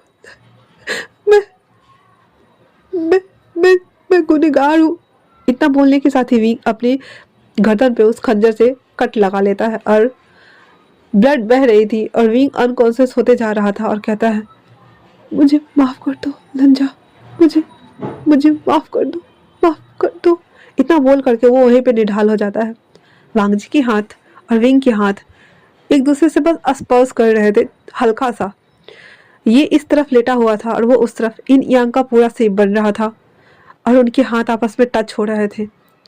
और जब आखिरी पेज विंग पढ़ता है वो पूरा शौक था, वो पूरा का पूरा शौक था। उसकी आंखों से आंसू की धारा बह रही थी और उसके बाद कोई पेज नहीं था। उस पर लिखा हुआ था हांगवन जुन वी वुजियान। ये देख करके उस नाम को जैसे ही टच करता है, विंग के सामने वो सारी फ्लैशेस चल रही थी और वो उसके हाथ से वो किताब गिर जाती है और कहती है लंजा लंजा लंजा लंजा लंजा लंजा, मुझे मुझे माफ कर दो लंजा, मुझे मुझे मुझे माफ कर दो लंजा। मैंने देर कर दी क्या आने में? तुम कहाँ हो? कहो हाँ इतना बोल करके विंग बेसुध होके भागता है। उसके पैरों में चप्पल नहीं थी, वो पागलों की तरह सीढ़ी से होते हुए भाग रहा था। पूरे पैलेस में आवाज लगाता है, लंजा लंजा कहाँ हो तुम। पहले वो छत पे जाता है, जो कि पैलेस की सीढ़ी बारी बाहर से थी। वो भागते हुए जा रहा था, चिल्लाते जा रहा था। विंग जो कि बेसुध पागल होकर दौड़ते हुए जा रहा था, बोल रहा था, लंजा लंजा लंजा लंजा, लानवांग जी लानवांग जी लानवांग जी। पूरा छत ढूंढ लेने के बाद उसे कोई शख्स नहीं मिला। वो वापस से नीचे आता है। वो इतना बड़ा मैदान था, वो हर जगह चिल्ला रहा था, लंजा लंजा लंजा। और वो भागते हुए बाहर आता है, कहता है हाँ वो ग्राउंड ग्राउंड, हाँ हाँ। और वो भागता है उस तरफ जहाँ पे वो बस बदहवास चिल्लाए जा रहा था। उसके पैर में कंकड़ चुभ रहे थे, पर उसकी उसे परवाह नहीं थी। कई जगह तो कांटे भी लग चुके थे, पर उसको उसे परवाह नहीं थी। और वो भागते हुए कहता है, लंजा लंजा लंजा लंजा लंजा, मुझे मुझे मुझे देखना है तुम्हें, लंजा लंजा। और वो जब भागते हुए वहां जाता है, वहां कोई नहीं था। वो ग्राउंड अभी भी वैसे ही था। बीच में एक खंबा था जहाँ पे लिखा हुआ था, history of the mysterious love, और दो लोगों का नाम लिखा हुआ था वहां पे। उस शिला के पास जाके बैठते हुए कहता है, मुझे माफ कर दो, मुझे माफ कर दो, मुझे माफ कर दो, मुझे मुझे कुछ याद नहीं आया। मैं कितना बड़ा बेवकूफ इंसान हूँ। मैं 27 साल का होने वाला हूँ, पर मुझे अभी तक याद नहीं है। मैंने तुम्हें नहीं ढूंढा, मैं तुम्हारे पास नहीं आया। मुझे माफ कर दो लंजा, मुझे माफ कर दो, प्लीज मुझे माफ कर दो। मैं मैं कैसे भूल सकता हूँ तुम्हें। मैं अपने होने वाले जांगफू को कैसे भूल सकता हूँ। मैं कहाँ ढूंढूं, मैं कहाँ ढूंढूं, मैं कहाँ ढूंढूं, मैं कहाँ ढूंढूं तुम्हें, बताओ मुझे, मैं कहाँ ढूंढूं। तभी पीछे से आवाज आती है, विंग। ये वॉइस सुना था कि विंग पलट के देखता है जहाँ सामने वांगजी खड़ा था, और वो विंग को रोते हुए देख रहा था। वांगजी की आंखों में भी आंसू था, और वो बस देख रहा था कि किस तरह से विंग उसको पागलों की तरह ढूंढ रहा है। अंत में जब वो देखता है कि विंग इतना ज्यादा रो रहा है एग्जॉस्ट होकर के, उसके सामने आता है। और तब जाके आवाज लगाई थी उसने, विंग। विंग आता है और सीधे उसके गोद में ही कूद जाता है। वांगजी ने विंग को कमर से होल्ड कर रखा था और कहता है, विंग रोते हुए, मुझे माफ कर दो, मुझे माफ कर दो, मैं बहुत देर हो गया मुझे आने में, मुझे मुझे माफ कर दो, प्लीज प्लीज मुझे माफ कर दो। वांगजी कहता है, हाँ मैंने माफ किया, मैंने माफ कर दिया विंग, पर तुम्हें याद आ गया। विंग कहता है, हाँ मुझे सब याद आ गया, मुझे सब याद आ गया। और वो वांगजी को फेस को ना ऐसे पूरा छू के देख रहा था, उसके बालों को, उसके चेहरे को, उसके पूरे बॉडी को, और कहता, ये तुम ही हो ना, तुम ही हो ना, हाँ हाँ गुंजन, हाँ। वांगजी कहता है, हाँ मैं ही हूँ, मैं ही हूँ, मैं ही हूँ। और वो वापस से गले लगे हुए थे। विंग और वांगजी दोनों जी भर के रो रहे थे। रो लेने के बाद विंग कहता है, मैंने तुम्हें बहुत मिस किया, मैंने तुम्हें बहुत बहुत ज्यादा मिस किया। और मुझे लगता था कि मेरे जीवन में कुछ तो खाली है, मैं उसे कैसे पूरा करूं, पर मुझे नहीं पता था कि वो तुम हो, प्लीज मुझे माफ कर दो। वांगजी की बात सुन, विंग की बात सुनकर वांगजी कहता, मुझे सब याद था, हमेशा से, शुरू से ही। और ये सपने मुझे 7 साल से आ रहे थे विंग, ये हमारा पुनर्जन्म है, तुम्हें पता है। विंग कहता है, मुझे भी लगता था जैसे कि मैं यहाँ से एग्जिस्ट ही नहीं करता, कोई सोल है जो मुझे बुला रहा है, पर मैंने कभी ध्यान नहीं दिया, मुझे माफ कर दो, मुझे इतना लेट याद आया वांगजी। वांगजी कहता है, कोई बात नहीं। और इतना बोल करके वो विंग के लिप्स को कैप्चर करता है एंड देन उसे किस करना शुरू करता है। वो दोनों की किस पैशनेट हो रहे थे, आपस में टंग्स मिल रहे थे, वो दोनों लिप्स जुड़े हुए थे, और वो एक दूसरे को होल्ड किए हुए थे, एक दूसरे के एम्ब्रेस में खोए हुए थे। विंग सेपरेट होने के बाद कहता है, और वो आपको पता है ना, विन जाओ, वो वो वो तो वांगजी कहता है, वो क्या विंग। तो कहता है कि वो हमारे कॉलेज का डायरेक्टर है, और क्या हम इस लाइफ में सेपरेट हो जाएंगे वांगजी। वांगजी कहता है, नहीं, हमें कोई सेपरेट नहीं कर सकता है विंग, इस लाइफ में तो बिल्कुल भी नहीं, क्योंकि तुम्हें नहीं पता कि मैं क्या हूँ विंग। इतना बोल करके वो विंग को गले लगाता है, और वहाँ से उसे वो वहीं लेके आता है, वो जिंगसी जहाँ वांगजी का घर था। सीजन के घर का नाम हांसी था और वांगजी के घर का नाम हांसी था। ये घर उसी जगह पे बनाया हुआ था जहाँ पे हिस्टोरिकल ज़माने में वांगजी का ओरिजिनल हांगोजन का ओरिजिनल जिंगसी था। ये उसी जगह पे अभी एक पैलेस बना हुआ था। वांगजी कहता है, ये हमारा घर है विंग, तुम्हें याद है? विंग कहता है, ये तो वही जगह है ना जहाँ। तो वांगजी कहता है, ये वही जगह है, चलो। इतना बोल करके विंग को ब्राइडल स्टाइल में गोद में कैरी करता है एंड देन अंदर घर के अंदर लेके आता है। उस घर में विंग के अलावा कोई नहीं, वांगजी के अलावा कोई भी नहीं रहता था, इवन कोई सर्वेंट भी नहीं। घर के अंदर लाने के साथ ही, मेन डोर को बंद करने के साथ ही हांगोजुन हमारा वांगजी विंग को लिप्स को कैप्चर करता है। उसे किस करते हुए धीरे धीरे ऊपर की तरफ जा रहा था। विंग अभी भी वांगजी के गोद में था और वांगजी उसे पैशनेटली किस कर रहा था। वो दोनों एकदम ईगर हो चुके थे। विंग के हाथ पूरे वांगजी के बॉडी के ऊपर चल रहे थे और वांगजी उसके शर्ट्स को खोल रहा था और अपने शर्ट्स को भी एक हाथ से, और वो दोनों किस कर रहे थे। किस करने के साथ ही वो अपने बेडरूम में आते हैं और जल्दी से अपने शर्ट्स को खोल के हटाते हैं। विंग बैठा हुआ था और विंग से बर्दाश्त नहीं हो रहा था। वो वांगजी की हेल्प करता है शर्ट को खोलने में और वापस से उसकी कमर के रांड अपने हाथों को रैप करते हुए कहता है, I miss you, I really miss you. Wangji कहता है, आई मिस यू टू विंग। इतना बोल करके वो उसके लिप्स को दोबारा कैप्चर करता है एंड देन उसे पागलों की तरह ब्रूटल तरीके से किस करना शुरू करता है। विंग भी उसमें मदहोश होता जा रहा था। उसके बाद वो दोनों किस करने के बाद अपने पैंट्स को उतारते हैं, अंदर पैंट्स को उतारते हैं। वांगजी विंग को ले आकर के मिरर के सामने खड़ा करता और कहता है उसके नेक पे छोटा छोटा पिक किस करते हुए, विंग वहाँ देखो, क्या तुम्हें लगता है कि मैं वो नहीं हूँ? विंग वांगजी को देख रहा था और वांगजी किस तरह से उसके पूरे बॉडी को टच कर रहा है, इवन उसके हार्डी को भी अपने हाथ से स्क्यूज कर रहा था। वो सब कुछ विंग देख पा रहा था। विंग कहता है, हाँ मुझे सब याद आ गया है, मुझे सब याद है। वांगजी उसके हाथ को, एक हाथ को, राइट हैंड को पीछे कर देता है, फिर उसे अपनी ओर खींचता है और अभी दोनों उसके हाथ, लेफ्ट हैंड उसके निपल्स के ऊपर थे, उसे ग्रैब किया हुआ था एंड राइट हैंड उसके हार्ड को के ऊपर था और उसे स्क्यूज कर रहा था। उसके शोल्डर्स पे वो बाइट बनाते हुए कहता है, मैं ही हूँ, तुम्हें पता है मैंने क्या क्या सपने देखे थे। जब हम दोनों की शादी हो जाएगी तो मैं तुम्हें बहुत प्यार करूँगा वी। फिर हमारे 2 छोटे छोटे बच्चे होते। अनफॉर्चुनेटली इस लाइफ टाइम में हमारे बच्चे नहीं हो सकते वी, बट फिर भी मैं तुमसे बहुत प्यार करता हूँ, बहुत ज़्यादा, बहुत ज़्यादा, बहुत ही ज़्यादा। इतना बोल करके उसके शोल्डर्स के ऊपर बाइट मार्क दिए जा रहा था वो। विंग जो कि पागल हो रहा था उसके इस टच से, उसकी बातों से, उसकी इस हस्की और सिडक्टिव वॉइस सुन करके विंग ओनली फॉर रिस्पॉन्स कर रहा था, रिएक्ट कर रहा था। उसकी बॉडी पूरी की पूरी अराउज्ड हो चुकी थी। वांगजी के हाथ उसके हार्ड कोर के ऊपर बहुत ब्रूटल तरीके से चल रहा था और वो धीरे से बस बोलता है वांगजी से, हम कमिंग लंजा। जैसे ही लंजा सुना था वांगजी ने बहुत जोर से उसके हार्ड डिस्क को दबाया, जिसके बाद पूरा का पूरा प्रीकम उसके हाथ में था, स्पॉम्स। विंग उसकी ओर देखते हुए कहता है, मुझे याद है लंजा कि हम कैसे। इतना बोलना हुआ ही था कि विंग को अपनी ओर पलटाते हुए वांगजी उसके लिप्स को कैप्चर करता है और उसकी पूरे बॉडी को अपने बॉडी से रब कर रहा था। विंग जो कि और भी ज़्यादा ईगर होते जा रहा था और पागल होते जा रहा था, वो अपने हाथ को वांगजी के बॉडी के ऊपर ऐसे चलाना शुरू करता है। वांगजी के बट को वो स्क्यूज कर रहा था और वांगजी उसे पैशनेटली किस कर रहा था। उसके बाद वो उसे ड्रेसिंग के ऊपर विंग को बैठा देता है एंड देन उसके एक पैर को अपने शोल्डर के ऊपर रखता है और फिर अपनी हार्डी को उसके बट होल के इनसाइड इंसर्ट करा करके उसके लिप्स को कैप्चर करते हुए धीरे से सक करते हुए कहता है, मैं जानता हूँ, मैं सब कुछ जानता हूँ और मैं वेट कर रहा था तुम्हारा। मैं पिछले 30 सालों से तुम्हारा वेट कर रहा हूँ विंग। अब मैं और नहीं कर सकता।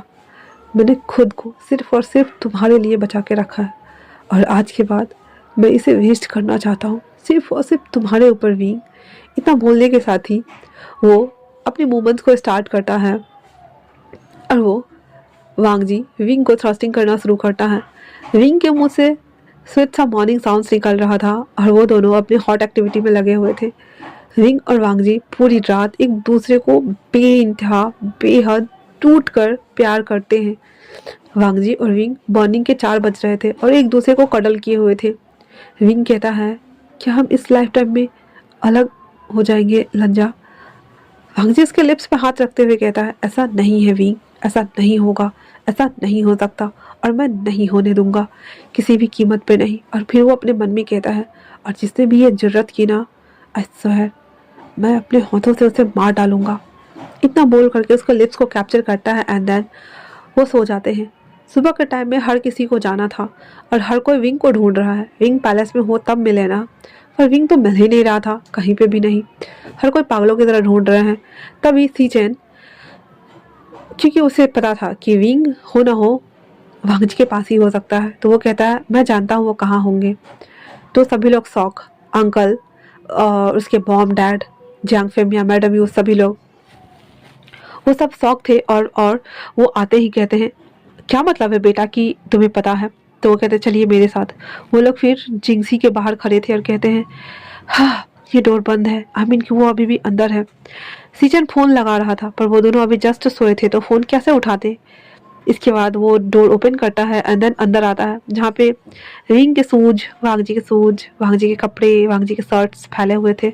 तो सभी लोग देख के आश्चर्य हो रहे थे, कहते ये सब क्या है? तो सीजन कहता है, ये थोड़ा सुनने में ऑकवर्ड है पर हमारे क्लैन में ही पहले, अभी नहीं बरसों पहले, सालों हजारों पहले 2 कल्टीवेटर हुआ करते थे, लान सीजन और लान वांग जी, और हम दोनों का वो पुनर्जन्म है। और मेरे भाई का सोलमेट और कोई नहीं बल्कि विंग है, और शायद से उन दोनों ने एक दूसरे को रिकॉग्नाइज कर लिया है। तो उसके बाद आप लोग समझ ही सकते हैं, उसके फैमिली वाले भी समझ गए थे अच्छा क्या हुआ होगा लास्ट नाइट को। तो उसके अंकल आते हुए कहते हैं, इसका मतलब वांग जी का वो जो कुछ भी हो रहा था वो सब कुछ विंग की वजह से हो रहा था।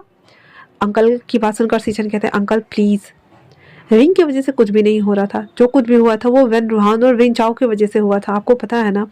तो कहता, ओ हाँ हाँ ये तो सही कहा तुमने, हाँ। उसके बाद वो कहता है, आई थिंक हमें इन दोनों को छोड़ देना चाहिए और आप लोग जब वो जाग जाएंगे तब मिल लेते हैं ना। तो उसकी मॉम कहती है हम लोग को निकलना भी था। तो जियांग आते हुए कहता है, मॉम प्लीज़ आप दोनों रुक जाइए ना, वैसे भी आप लोग जब चले जाएंगे तो कैसा लगेगा, अच्छा नहीं लगेगा ना, प्लीज़ मॉम रुक जाइए ना, रुक जाइए ना। ऐसा बोलना हुआ ही था कि मैडम यूँ कहती, हाँ ठीक है, वैसे भी विंग से मुझे पूछना होगा।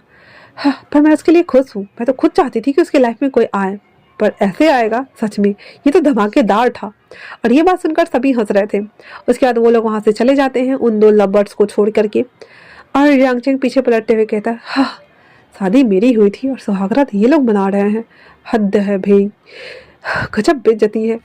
उसके बाद वहाँ से जाने के बाद दोपहर के 2 बजे के आसपास उन दोनों की आंखें खुलती है और वो जब नींद से उठते हैं तो विंग वांग जी को देख रहा था। सूरज की किरणें उस कमरे को रोशन कर रही थी और वांग जी के फेस को भी। विंग उसके फेस को टच करते हुए कहता है, हांगजू वैसे तुम उस कल्टीवेटर वाले अवतार में ज़्यादा अच्छे लग रहे थे और अभी तो पोल प्रिंस लग रहे हो तुम।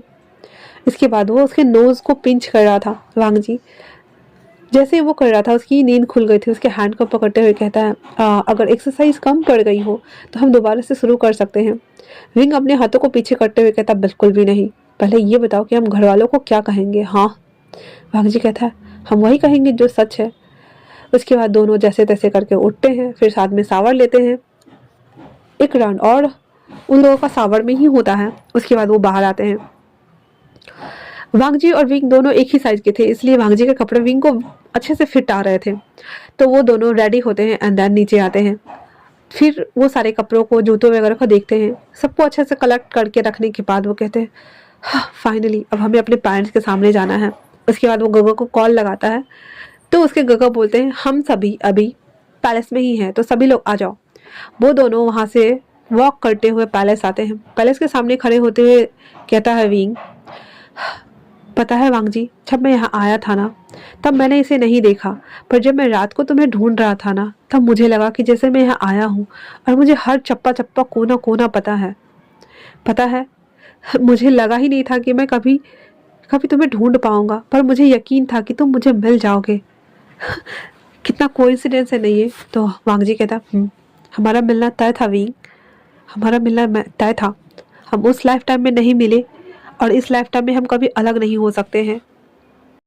चलो अंदर चलते हैं, हमारे घर वाले हमारा वेट कर रहे होंगे। विंग और वांगजी दोनों एक दूसरे के हाथों में हाथ डाले हुए थे। अंदर आते हैं जहाँ पे सबको तो सब कुछ पता ही था, पर सभी सीरियस लुक लिए हुए बैठे थे। विंग जब अपने घर वालों को, मॉम डैड को, यहाँ तक कि जांग चेंग को भी देखता है कि गुस्से से उन दोनों को घूर रहा है, तो विंग जल्दी से अपने हाथ को हटा लेता है और आते हुए कहता, मॉम मुझे कुछ कहना है। उसकी मॉम कहती है, क्या कहना है? हाँ क्या कहना है? तुम रात में मुंह काला करा के आए, तुम्हें शर्म नहीं आती? विंग तुम ऐसा कैसे कर सकते हो? हाँ। विंग उसकी मॉम की बात सुन करके शॉक उसके पास बैठते हुए कहता, मॉम ये आप क्या कह रही हैं? हाँ मैं जानता हूँ ये थोड़ा अजीब होगा जो भी मैं एक्सप्लेन करने जा रहा हूँ, बट वो मेरा सोलमेट है मॉम, और हमारा दोनों का पुनर्जन्म हुआ है। Please believe me mom please. उसकी मॉम कहती, ये क्या बकवास कर रहे हो विंग? हाँ तुम्हारा पुनर्जन्म? ये दकियानुसी बातें बंद करो ठीक है ना? अभी किसका पुनर्जन्म होता? अब ये मत कहना कि तुम भी कहीं के प्रिंस थे। हाँ विंग कहता है, ऑफ कोर्स मॉम मैं था, और आप लोग ही मेरे पेरेंट्स थे, और दोबारा से मैं आपके पास ही आया। उसकी बात सुन करके मैडम यू कहती, ओ मेरा बेटा ये मत कहना कि मैं तुम्हें बहुत ज्यादा बुली भी करती थी। विंग कहता है, यस मॉम आपको कैसे पता? हाँ एक मिनट, कहीं आपको सब कुछ पता तो नहीं है ना मॉम? उसकी मॉम कहती है, वो निनी हिजैंग ने मुझे। फिर विंग उसकी ओर देखता है जो कि हंस रहा था वो। उसके बाद सभी लोग हंसना शुरू कर देते हैं। वांगजी बेचारा एम्बैरेस हो रहा था क्योंकि वांगजी ने नोटिस कर लिया था कि सभी को पता है और सभी लोग नाटक कर रहे थे, और विंग ऐसे पागलों की तरफ पूछे जा रहा था। उसके बाद वो कहता, मॉम मैं जा रहा हूँ यहाँ से। इसके बाद वो वहां से जब जा रहा होता है तो वांगजी उसके लेफ्ट हैंड को रोकते हुए कहता, विंग स्टॉप। उसके बाद कहता है, uncle aunty mom dad uncle मैं आप सबसे कुछ कहना चाहता हूँ, मैं विंग से शादी करना चाहता हूँ। विंग ये बात सुन करके सन और कहता है, क्या? वांगजी कहता है, मैं बस डिले नहीं करना चाहता, मैं 30 साल तक इसका वेट करता रहा, बट मैं अब और नहीं कर सकता, मैं नहीं कर सकता, प्लीज मॉम हम दोनों की शादी करा दीजिए। इतना बोल करके वांगजी एकदम सीरियस हो रहा था। उसकी मॉम आते हुए कहती है, क्या बात है वांगजी? वांगजी अपनी मॉम को हक करते हुए कहता है, मॉम प्लीज मैं रीजन नहीं बता सकता, और अगर ऐसा, फिर वो अपने मन में कहता है, मैं दोबारा हिस्ट्री को रिपीट होने नहीं दे सकता, मुझे बस विंग से शादी करनी है, दैट्स इट। इतना बोल करके वो उसे हक किए हुए था। सीजन समझ पा रहा था अपने भाई को, और वो जानता है उस बुक में जो भी कुछ भी लिखा हुआ है वो सभी चीज़ें जानता है, इवन इसके पूरे फैमिली वाले भी जानते हैं। उन सभी लोगों का जब हो गया था तो अंकल कहते हैं वांगजी से, वांगजी मुझे तुमसे कुछ बात करनी है। वांगजी कहता है, यस अंकल। वांगजी और उसके अंकल साइड में आते हैं जहाँ वांगजी कहता है, मुझे माफ़ कर दो, मैंने पिछले लाइफ टाइम में तुम्हारी लाइफ बर्बाद कर दी थी, पर इस बार मैं तुम्हारे साथ हूँ और मैं खुद चाहता हूँ कि तुम मुझसे शादी कर लो। वो पढ़ा लिखा है, एडुकेटेड है, प्रोफेसर भी है, और तुम दोनों एक दूसरे के लिए ही बने हो। सीचैन आते हुए वांगजी के शोल्डर पे हाथ रखते हुए कहता है, मुझे माफ़ कर दो, और मुझे मास्टर वे आई मीन की विंग से भी माफ़ी मांगना होगा। उस लाइफ टाइम में मैंने तुम दोनों को अलग कर दिया था, और मैंने लास्ट टाइम में भी तुम दोनों को नहीं मिलने दिया था वांगजी, मुझे माफ़ कर दो प्लीज़। सीचन की बात सुनकर वांगजी उसकी ओर मुड़ता और कहता है, गगा आपको माफ़ी मांगने की ज़रूरत नहीं है, अभी हम सब साथ साथ हैं, इतना ही काफ़ी है मेरे लिए, इससे ज़्यादा कुछ भी नहीं, और प्लीज़ मैं चाहता हूँ कि। तो सीजन कहते हैं, ठीक है, फिर हम तुम्हारी शादी की तैयारी करते हैं, ठीक है। इतना बोल करके वो लोग वापस आ गए थे। सभी लोग खाने के टेबल पे बैठे हुए थे, तो उसके मॉम डैड को अंकल किरण जाके बोलते हैं कि मैंने सभी चीज़ें क्लियर कर ली हैं। तो फिर जेंगो जेन बोलते हैं, जेंगो जेन कि आप लोगों को एक बात बतानी है, जैसा कि आप सभी को पता है बाहर पूरा डेकोरेशन है ही, अभी तक हटा नहीं है और मैंने हटवाया भी नहीं है, तो क्यों ना मैं इसी में अपने दूसरे बेटे की शादी भी कर दूँ, लगे हाथे दोनों सेटल। सभी लोग खा रहे थे तो स्टॉप हो गया। उसके बाद उसकी मॉम कहती है वांगजी की, मैं चाहता हूँ कि मेरे घर में एक और जोड़े की शादी हो जाए और मेरे सारे बच्चे सेटल हो जाए, और कल हम वांगजी और विंग की शादी करने वाले हैं। तो इतना ये बात सुनकर सभी सौकर कहते, इतना जल्दी, पर हम कैसे सब कुछ करेंगे और कैसे सबको इनविटेशन देने वाले हैं? तो उसकी मॉम कहती है, उसकी ज़रूरत नहीं है, वो सब कुछ हो जाएगा, हम पे छोड़ दीजिए, और कल सभी लोग आ जाएंगे। कल शाम को जैसे हमारे विंग हमारे सीजन और जैंगचेंग की शादी हुई थी, उसी तरह से हम कल विंग और वांगजी की भी शादी कराने वाले हैं, ठीक है ना? सभी लोग बहुत ज़्यादा खुश थे, और सबसे ज़्यादा खुश था तो विंग और वांगजी, क्योंकि फाइनली उन दोनों की शादी होने वाली थी। उसके बाद सभी लोग अपने अपने काम में लग गए थे। जांग फेमिया और मैडम यू जिन लोगों को बुलाना था उन लोगों को इनविटेशन दे देते हैं और सबको फ़ोन पे बातें पूरा घर मछली बाजार बना हुआ था। हर कोई फोन पे लगा हुआ था और हर कोई बोल रहा था, हाँ हेलो, कल मेरे दूसरे बेटे की शादी हो रही है, आपको आना है। हाँ हेलो, कल मेरे बड़े बेटे की शादी हो रही है, आपको आना है। हाँ हेलो, मेरे दोस्त की शादी हो रही है, आपको आना है। ऐसे सारे लोग लगे हुए थे। कोई बुटीक वालों से बात कर रहा था, कोई फैशन डिजाइनर से बात कर रहा था, कोई फ्लावर वाले से बातें कर रहा था। हर कोई, मतलब हर घर का इंसान बिजी लग रहा था। शाम तक तो यही सब चल रहा था। उन दोनों के लिए ड्रेस सेलेक्ट किए जाते हैं और उन दोनों के जो कपड़े थे वो वाइट कलर के थे और दोनों को सेम पहनना था। दोनों को जब सारी चीजें सेलेक्ट कर ली जाती हैं, वो दोनों चेकआउट भी कर लेते, देख लेते कि कहीं छोटा बड़ा कुछ तो नहीं हो रहा ना। फिर उन दोनों की बारी आती है रिंग एक्सचेंज करने की। वांग जी और रिंग दोनों रिंग देख रहे होते हैं। वहां पे लिखा हुआ था, एक पे लिखा हुआ था वी और एक पे लिखा हुआ था डब्लू। तो फिर वांग जी हमारा वो दोनों जो रिंग था उन दोनों को सेलेक्ट कर लेता है, क्योंकि उन दोनों के नाम ही वहाँ पे लिखा हुआ था। उसके बाद वो हो जाती है उनके रिंग के लिए। सभी चीज़ों का सिलेक्शन हो जाने के बाद रात को फाइनली खाना वाना खा चुकने के बाद वांग जी और रिंग दोनों टेरेस पे थे और आसमान में तारों को देख रहे थे। रिंग ऊपर देखते हुए कहता है, मुझे यकीन नहीं हो रहा वांग जी, मुझे अभी भी डर लग रहा है। हम सच में शादी करने वाले हैं। इतना बात सुनकर के वांग जी विंग की ओर देखता है और उसके लिप्स को कैप्चर करते हुए उसे किस करता है। कुछ सेकंड के किस करने के बाद वो अलग होते हुए कहता है, ये हकीकत है विंग, मैं तुम्हारे साथ हूँ, देखो ठीक है ना। इतना बोल करके और वो घंटों वहां बैठे हुए थे और एक दूसरे के हाथों में हाथ डाले हुए थे। वो लोग कुछ कर नहीं रहे थे, आसमान को देख रहे थे और एक दूसरे की कंपनी को एंजॉय कर रहे थे। रात के टाइम पे वो दोनों अलग अलग, आई मीन कि वांग जी हमारा जिंगसी वापस लौट आया था और विंग उसी पैलेस में रुका हुआ था। रात को तो वो उसे नींद ही नहीं आ रहा था, उसके पेट में बटरफ्लाइज उड़ रहे थे और वो बहुत ज्यादा ओवर एक्साइटेड था और वो क्या करे उसे समझ नहीं आ रहा था।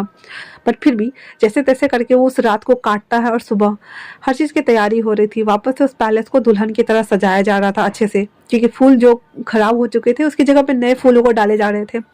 एक तरफ पूरा खाना का इंतजाम किया गया था, हर कोई सजने संवरने में लगा हुआ था, हर कोई भागदौड़ मचा हुआ था उस घर में।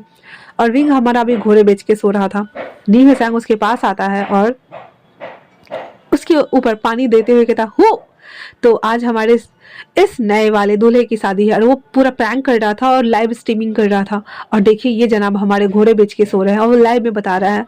और इनका होने वाला दूल्हा और कोई नहीं बल्कि हमारे यहाँ के गुसु लाइन के सेकेंड प्रिंस लाल वांग जी है, जो कि एक बिजनेस टाइकून भी है और एक हिडन पर्सन भी है। उनके बारे में ज्यादा कोई जानता नहीं है कि वो करते क्या है, कैसे पर्सन है, वाटेवर ब्ला ब्ला ब्ला, हर तरह की बातें जो हमारा नी हसैंग था स्ट्रीमिंग में बोले जा रहा था। उसके बाद विंग अपना आंख मसलते हुए उठता, चश्मा वेयर करता और कहता है उसके बाद नी हसैंग, ये रहे हमारे प्रोफेसर साहब जिनकी शादी उस बिजनेसमैन के साथ होने वाली है। एक मिस्टीरियस वेडिंग। हाँ, इन दोनों के बीच में कुछ चल रहा था और अचानक से ये लोग शादी कर रहे हैं। बहुत तरह की बातें नी हसैंग बोल रहा था। विंग बोलता है, क्या कर रहे हो नी, मैं अभी जस्ट उठा हूँ, get out in my room. नी कहता ओके ओके ओके, मैं जा रहा हूँ। देख रहे हैं ये दूल्हे राजा हमारे होने वाले कितने ज्यादा गुस्से में है, मुझे कमरे से बाहर निकाल दिया। उसके बाद वो बाहर की हर चीज को दिखा रहा था, फिर पैलेस को दिखा रहा था। ये सब करने के बाद ना वो स्ट्रीमिंग बंद कर देता है। विन चाओ जो कि उसी कॉलेज का डीन था, वो बहुत ज्यादा गुस्सा हो रहा था, पैर पटक रहा था, कहता विंग मैं 3 साल से तुम्हारे साथ हूँ और तुम्हें अप्रोच करना चाहता हूँ, पर तुमने मुझे कभी पलट के देखा तक नहीं। पर आज तुम शादी कर रहे हो और मैं ये शादी होने नहीं देने वाला। इतना सुनना था ही कि वो दांत पीस रहा था और पैर पटक रहा था। तभी उसके डैड वहाँ आते हैं, जो कि वहाँ के ट्रस्टीज में से एक थे, और कहते हैं क्या हुआ है तुम्हें। हाँ, वेन चाओ कहता है, डैड मुझे वो लड़का चाहिए हर हालत में। मैंने उसे यहाँ पे नौकरी पे रखा ताकि वो मेरे आंखों के सामने 24 घंटे रहे, बट वो आज शादी कर रहा है और मैं ऐसा नहीं होने दे सकता। मैं उसकी शादी नहीं होने दे सकता। डैड मुझे वो चाहिए, प्लीज कुछ कीजिए। उसे उठा लीजिए, वहां से लाइए, उसे मेरे सामने होना चाहिए, वो मेरे बेड पे होना चाहिए। डैड मैं अब और वेट नहीं कर सकता। मैं 3 साल से उसका वेट कर रहा हूँ कि वो रिस्पॉन्स करेगा, मेरी बातों को समझेगा, मुझे समझेगा, पर ऐसा कुछ भी नजर नहीं आ रहा है। डैड विन रोहान कहता है, ठीक है हम करते हैं, ठीक है ना। इतना बोल करके वो लोग वहां से निकलते हैं। गुसु पहुंचने के बाद लगभग शाम हो चुका था, क्योंकि आने में ऑलरेडी 6 घंटे लगते हैं और ये स्ट्रीमिंग मॉर्निंग के 10 बजे वो कर रहा था। शाम हो चुका था, वो लोग आ चुके थे और वो पार्टी अटेंड करने के लिए आए थे। विंग और वांग जी जो कि वेडिंग अटायर में थे और सभी लोगों से मिल रहे थे। शादी होने में भी टाइम था और वांग जी हमारे सभी लोगों से मिलने में लगे हुए थे। विंग रेडी हो रहा था, मैं विंग बोल दिया, सॉरी, वांग जी सभी बिजनेसमैन से और जितने भी लोग आए हुए थे उन लोगों से बातें कर रहा था और मिल रहा था। विंग अभी भी रेडी हो रहा था। वहां पे जब वो वेंस को देखता है तो वांग जी को विंस का चेहरा याद नहीं था, वेंचाओ का चेहरा याद था और वेंचाओ उस पार्टी में आया नहीं था। तो उसके डैड से हैंडशेक करता है और सभी बातें करते हैं। वेन रूहान उसके हैंड को चापते हुए कहता है, ओ तो आप शादी कर रहे हैं। ये बिजनेस वर्ल्ड में एक हल्का ही मच जाएगा कि आपका पार्टनर सच में बहुत ज़्यादा प्रीशियस है, बहुत सारे लोगों की निगाहें हैं। वांग जी को इसकी गोल गोल घूमी हुई बातें ना समझ नहीं आ रही थी, फिर भी वो वहाँ से एक्सक्यूज मी करता हुआ चला गया था। वेन रूहान एक शैंपेन का ग्लास लिए हुए और वांग जी को जाते हुए देख रहा था ओनली फॉर, और कहता है, ये खुशी बस चंद मिनटों की है, बाकी तो इस पे धूल मिट्टी पड़नी ही है। उसके बाद वो जब सब कुछ हो जाता है और विंग को नीचे स्टेज पे लाया जाता है। वांग जी खुद गया था विंग को लाने के लिए और विंग के हैंड को पकड़ के वो लेके आ रहा था। एकदम रोमांटिक स्टाइल में उसने उसके हैंड को पकड़ा हुआ था और वो दोनों एक दूसरे के आंखों में आंखें डालते हुए सीढ़ी से उतर रहे थे। पूरा लाइट उन दोनों के ऊपर ही फोकस था और वो उतर के आ रहे होते हैं। वो जैसे आ रहा था वैसे वैसे किसी की घटी निगाहें और उसके ऊपर टिकी हुई थी और वो बस मौके के तलाश में था। विंग और वांग जी अभी सडन स्टेज पर थे और तभी वहाँ पर लाइट्स ऑफ होती है। जैसे ही लाइट्स ऑफ होती है सभी में भगदड़ मच गई थी और सब ऐसे बातें करने लगे थे कि ये क्या हुआ अचानक से। फिर जब 10 मिनट के बाद लाइट ऑन की जाती है वहाँ पे विंग था ही नहीं, विंग गायब। वांग जी पूरा शॉक और वो हर तरफ देख रहा है। वेन रूहान अभी भी वहाँ था और उसके चेहरे पे एक डेविल स्माइल थी इन लोगों को परेशान होता हुआ देख करके। हर कमरे की तलाशी ली जा रही थी ताकि विंग मिल जाए, आखिर गया तो गया कहाँ। पर विंग उसे कहीं नहीं मिल रहा था। हर कोई पागलों की तरफ बौखलाए हुए विंग को ढूंढ रहा था। वांग जी कहता, विंग नहीं, इस बार नहीं, मैं तुम्हें नहीं जाने दे सकता हूँ विंग।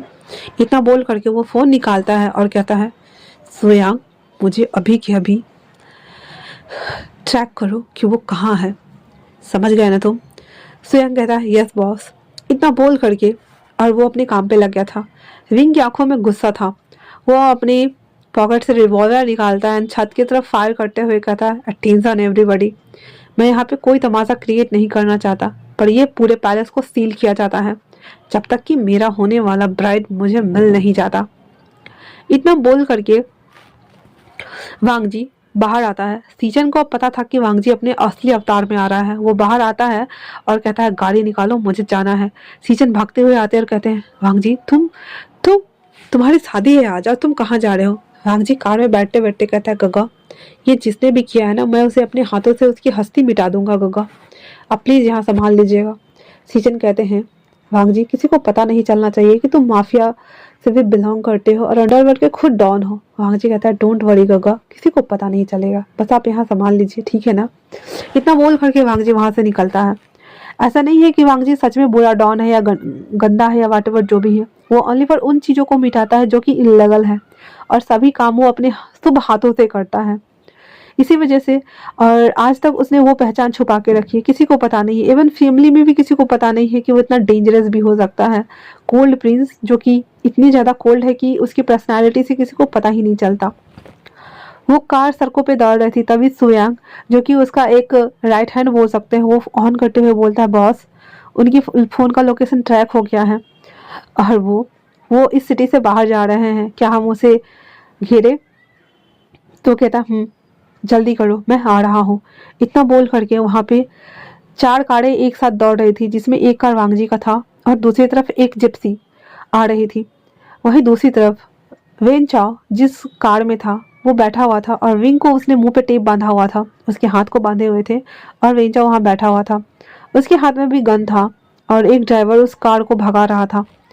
वेन चाओ विंग के ऊपर गन से ही खेलते हुए कहता है, तुम्हें क्या लगा, हाँ 3 साल से मैं तुम्हें अप्रोच करने का कोशिश कर रहा हूँ, वो मिस्टीरियस लेटर्स, वो फ्लावर्स, वो स्वीट्स, वो चॉकलेट, वो सभी मैंने कुछ तुम्हें दिया, तुम खुश भी हो जाते थे ना वो लेकर के। फिर तुमने सोचा कैसे कि तुम मुझे छोड़ के किसी और के साथ शादी कर सकते हो। हाँ तुमने कैसे सोच लिया, बताओ मुझे। तुम्हें नहीं करनी चाहिए थी ना उससे शादी। तो विंग के मुंह पे तो टेप लगा रखा था, वो सिर्फ कर रहा था। फिर विंग चाओ कहता ठीक है मैं खोलता हूँ, इतना बोल करके उसका टेप हटाता है और विंग गुर्राते हुए कहता है ये क्या बकवास कर रहे हैं, हाँ आप डायरेक्टर है, आप भूल गए मैं आपसे शादी कैसे कर सकता हूँ। तो विंग चाओ कहता इसलिए मैं तुम्हारा मुंह नहीं खोल रहा था, वापस उसके मुंह पे टेप लगा देता कहता है तुम्हें पता है मैं कौन हूँ, मैं वही हूँ, तुम्हें क्या लगता है ओनली फॉर तुम्हारा पुनर्जन्म हुआ है, मेरा नहीं। मेरे रहते हुए तुम उस हंगोजू से शादी कैसे कर सकते हो।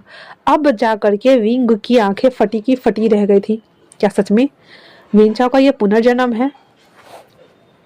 पर जो भी कहो वो बहुत डैशिंग दिखता था अभी। तो वो अपने मन में कहता है मैं पहले क्यों नहीं समझ पाया, मुझे लगता था कि मैंने इन्हें कहीं देखा है पर मैं इनके साथ काम करता था।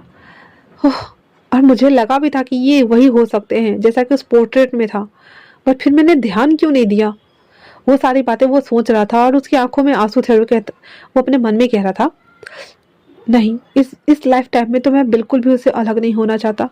फॉर गॉड से गॉड प्लीज मुझे अपनी लंजा से मिला दो, मैं उसके बिना नहीं जी सकता, इस लाइफ टाइम में तो बिल्कुल भी नहीं। अगर इसने मुझे गंदी तरीके से टच किया तो मैं अपने आप को मार डालूंगा। इतना बोल करके वो साइड हो रहा था। विंचा उसकी एक्शन को समझ पा रहा था। वो कहता ओह तो तुम मुझसे बचने वाले हो। हाँ बिल्कुल भी नहीं। इतना बोल करके वो विंग को खींचता है अपनी ओर और उसके कमर से पकड़े हुए था। वो रिवॉल्वर से अभी भी खेल रहा था और उसके गालों को वो स्निफ कर रहा था। विंग अपने चेहरे को टर्न कर लेता है और कहता मतलब वो बोलना चाह रहा था मुझसे दूर रहो, पर वांगजी उसका नेक को स्निफ कर, वांगजी बोल रहा है विंग चाओ उसके नेक को स्निफ कर रहा था। उसके बाद वो रिवॉल्वर को एक साइड रखता है और फिर उसके अपने हैंड से उसके पूरे बॉडी के ऊपर ना ऐसे शर्ट के ऊपर, कोट के ऊपर से ही ऐसे स्क्यूच करना शुरू कर रहा था। फिर कोट के अंदर हाथ डालता है और उसके बॉडी पार्ट को टच कर रहा था। विंग को डिस्कस्टिंग फील आ रहा था बहुत ज्यादा और वो छटपटा रहा था। विंग चाओ पागल की तरह हंसते हुए कहता कितना अच्छा लग रहा है ना मुझे, हाँ, इससे ज्यादा अच्छा तो मुझे और लगेगा जब मैं तुम्हें अपने नीचे मसलूंगा। विंग तुम्हारी हिम्मत कैसे हुई, हाँ मेरे रहते उस हांगन से शादी करने की। वो तुम्हारा उस जन्म में भी नहीं हुआ था, इस जन्म में भी नहीं हो सकता है। यू नो व्हाट, जब तक मैं रहूंगा मैं तुम दोनों को मिलने नहीं दे सकता। इतना बोल करके विंग के फेस को अपने हाथों से दबाते हुए अपनी ओर घुमाता है और उसे स्निफ कर रहा था। अभी भी विंग को जो बहुत ज्यादा डिस्कस्टिंग फील हो रहा था, तभी उसे रियलाइज होता है कि उसके सामने एक जिप्सी है, क्योंकि विंचा की कार अचानक से रुक गई थी और जिप्सी में से सोयांग और कुछ और बोल सकते हैं गैंगस्टर लोग गन ताने खड़े थे बाहर। वेंचाओ कहता है तुमने गाड़ी क्यों रोक दिया, हाँ। तो वो ड्राइवर बोलता है सर आगे आगे देखिए। जब वो देखता है तो देखता है कि कुछ लोग मास्क पहने हुए हैं, देन गन ताने हुए हैं। उसके बाद कहता है ये सब होना था। फिर वो कहता ऐसा नहीं हो सकता। फिर वो विंग को घींच घाच के जबरदस्ती बाहर लाता है और उसके हाथ में रिवॉल्वर उठा और कहता है अगर तुम लोग नहीं हटे तो मैं इसे शूट कर दूंगा। ये मेरा नहीं हुआ तो मैं किसी और को होने भी नहीं दूंगा, तुम्हें क्या लगता है, हाँ। तभी पीछे से आवाज आती है स्टॉप इट। जब वेंचाओ ऐसे टर्न होता है, बीच में था अभी, वो इस तरफ और इस तरफ दोनों तरफ देख सकता था। तो कहता ओ हंग अंजुन, इस जन्म में भी तुम्हें आना जरूरी था, हाँ। पिछले जन्म में तो तुमने तुम्हारे वजह से मेरे दोनों हाथ काट दिए इसने और मैं मर गया, पर इस जन्म में तो मैं इसका, ये अगर मेरा नहीं हुआ ना तो मैं तुम्हारा भी नहीं होने दूंगा, तुम देख लेना। वांगजी कहता है अगर तुमने उसे टच भी किया ना अपने गंदे हाथों से तो मैं तुम्हें मार डालूंगा, छोड़ो उसे वरना। वांगजी धीरे धीरे उसकी ओर बढ़ रहा था और सोयांग भी। रेंजाओ कहता है मैंने कहा ना छोड़ो, देखो पीछे खाए है और मैं कूद जाऊंगा इसको लेकर के। तो वांगजी कहता है ऐसा तुम नहीं करने वाले हो, अगर तुमने उसको कुछ किया तो फिर मैं तुम्हें मार डालूंगा, देख लेना। और वो धीरे धीरे करके बढ़ रहा था। वांगजी उसके पैर पे एक बुलेट लगा देता है जिस वजह से ना वो थोड़ा हट गया था। उसके बाद विंग ना कार की तरफ फेंक गया था। सोयांग उसको पकड़ लेता है, उससे पहले ही वो खाई में गिर चुका था और कहता डैम इट, ये अपने आप ही गिर गया। लेकिन वो लटका हुआ था और वो ऊपर आ रहा था और आते आते कहता मुझे बचा लो, मुझे बचा लो, मैं कुछ नहीं करूंगा, प्लीज प्लीज प्लीज मुझे बचा लो। वांगजी जो कि सच में उसे मारना नहीं चाहता था, इसलिए उसको खींच के ऊपर लाकर कहता है ये तुम्हारी लास्ट वार्निंग है, मैं तुम्हें छोड़ रहा हूँ, वरना मुझसे बुरा कोई नहीं होगा। इतना बोल करके वो विंग के हाथ को खोल रहा था। वेन चाओ, जिसके चेहरे पे एक डेविल स्मिक थी, वो सुयांग के हाथ से रिवॉल्वर लेता है और सीधे गन चला देता है। और ये बुलेट्स हमारे विंग को लगी थी, सीधे लगी थी, लेकिन छू के बुलेट्स निकल गया था। और वो उसने इस बार वांग जी को सपोर्ट किया था। पिछले बार वांग जी विंग को बचाने के चक्कर में तलवार खा लिया था, और इस बार विंग ने वैसा ही किया था, उसको ऐसे ग्रैब किया एंड देन पलट गया, और वो बुलेट विंग को टच करके निकल गई थी हैंड से। वेंचाओ के हाथ से रिवॉल्वर गिर जाता है और भागते हुए आता है, कहता है wing wing wing wing wing wing wing wing, जो कि उसके ऊपर बेहोशी छा रही थी। और वो कहता है वेंचाओ सर, मैं आपसे प्यार नहीं करता, प्लीज मुझे माफ माफ माफ। इतना बोलकर वो बेहोश हो जाता है। वांग जी उसे धक्का दे देता है और कहता है खबरदार, वरना मुझसे बुरा कोई नहीं होगा। उसके बाद जल्दी से उसे कार में डालता है। वेंचाओ कहता है मुझे भी देखना है उसे, मुझे भी साथ ले चलो। वांग जी आता है और उसको खूब मारता है, 2-4 घूंसा बरसाने के बाद कहता है सब तुम्हारी वजह से हुआ है, अगर उसे कुछ भी हुआ ना तो मैं तुम्हें छोड़ूंगा नहीं। और वो सुयांग के ऊपर फेंकते हुए कहता है इसे ले जाओ और बांध के रखो, इसे मैं बाद में निपटता हूँ, इससे पहले मुझे विंग को बचाना है। इतना बोल करके और वो विंग को लेकर के भागता है। घर लाने के बाद उसके जो सारे लोग भगदड़ मचा हुआ था और सभी को पैक करके रखा हुआ था। विंग को उसने ब्राइडल स्टाइल में कैरी किया हुआ था और वहाँ पे लाता है। वो डॉक्टर की टीम को भी खबर कर दी गई थी। वो जल्दी से आता है और विंग जो कि अनकॉन्शियस था तो उसके हाथों के ऊपर बैंडेज कर दी जाती है। उसके बाद बैंडेज करने के बाद विंग अभी भी बेहोश था। वांग जी विंग को अपनी गोद में लेता है और कहता है शादी के रिचुअल्स को परफॉर्म किया जाए और एक चेयर यहाँ पे ला के रखा जाए। इतना बोल करके वो चेयर वहाँ पे आती है। वांग जी विंग को अभी भी अपनी गोद में लिए हुए था और उसको गोद में रखे हुए था। जो भी कुछ प्रिस्ट कह रहे थे वांग जी विंग के सपोर्ट में, वो सब चीजें खुद कर रहा था। फिर वो अपनी रिंग को विंग की रिंग में हाथ में पहनाता है और विंग जो कि बेहोश ही था उसके हाथ से अपने हाथ में पहनता है। फिर वो बेहोश विंग को ही पैशनेटली किस करता है और फाइनली उसके कान में बोलता है तो आज से हम दोनों फाइनली हस्बैंड एंड हस्बैंड है विंग, और हमें कोई अलग नहीं कर सकता। इतना बोल करके वो उसे अपने गोद में उठाता है और सभी को ग्रीड करता है। अब ये शादी फाइनली हो चुकी थी। वहाँ पे मौजूद सारे लोग डर गए थे, लेकिन फाइनली विंग मिल चुका था और ये शादी भी कंप्लीट हो चुकी थी। उसके बाद वांग जी विंग को जेंटली उसे अपने रूम में ला करके लिटा देता है। वहाँ पे उसकी मॉम और उसकी बहन दोनों बैठी हुई थी और वो नीचे आता है और नीचे आने के बाद सबसे माफ़ी मांगते हुए कहता है अगर मेरी वजह से आप लोगों को तकलीफ हुई तो मुझे माफ़ कर दीजिए, पर प्लीज़ खाना खा के जाइएगा। सभी लोगों को पता था कि सिचुएशन ही ऐसा बन गया था। वहाँ पे सभी चीज़ों को वांग जी के भाई मतलब अंकल जियांग चेंग, उसके डैड, सभी लोग अटेंड कर रहे थे, पर वांग जी सीधे वहाँ आता जहाँ वेंचाओ था। उसके सामने बैठता है, एक कुर्सी को खींचते हुए लाता है। वेंचाओ कुर्सी पे बंधा हुआ था और बैठा हुआ था। उसके बाद सुयांग भी वहाँ खड़ा था और उसके बाद वो कहता है कि जाओ उसे गर्म करो। वेंचाओ को समझ नहीं आ रहा था कि क्या गर्म करने के लिए बोला। अपनी गन को निकालते हुए ऐसे खेलते हुए कहता है उससे अगर मुझे पता होता कि तुम ही उसके पीछे पड़े हो तो बहुत पहले मैं तुम्हें मार चुका होता, पर मुझे अब पता चला है। और क्या कहा तुमने? कि वो तुम्हारा नहीं हुआ तो मेरा नहीं होने दे सकते। हाँ। फिर वो अपने हाथों को दिखाता है जिसमें वो रिंग था और कहता है वो मेरा हो चुका है फाइनली। और तुम्हें पता है हमने लास्ट नाइट ही अपनी वेडिंग नाइट स्पेंड की थी, तो हम दिल से, दिमाग से और बॉडी से हर तरह से एक दूसरे के हो चुके हैं। अब उसकी हर एक जिस्म पे, हर एक सांस पे, रूह पे, उसकी बॉडी के हर एक कतरे पे सिर्फ और सिर्फ मेरा नाम है, लान वांग जी का। और तुम तो अभी भी नहीं रहोगे। क्या कहा था तुमने? उसने तुम्हारा हाथ काट दिया था ना? ग्रेट। इतना बोल करके और वो उस तलवार को लेके आता है।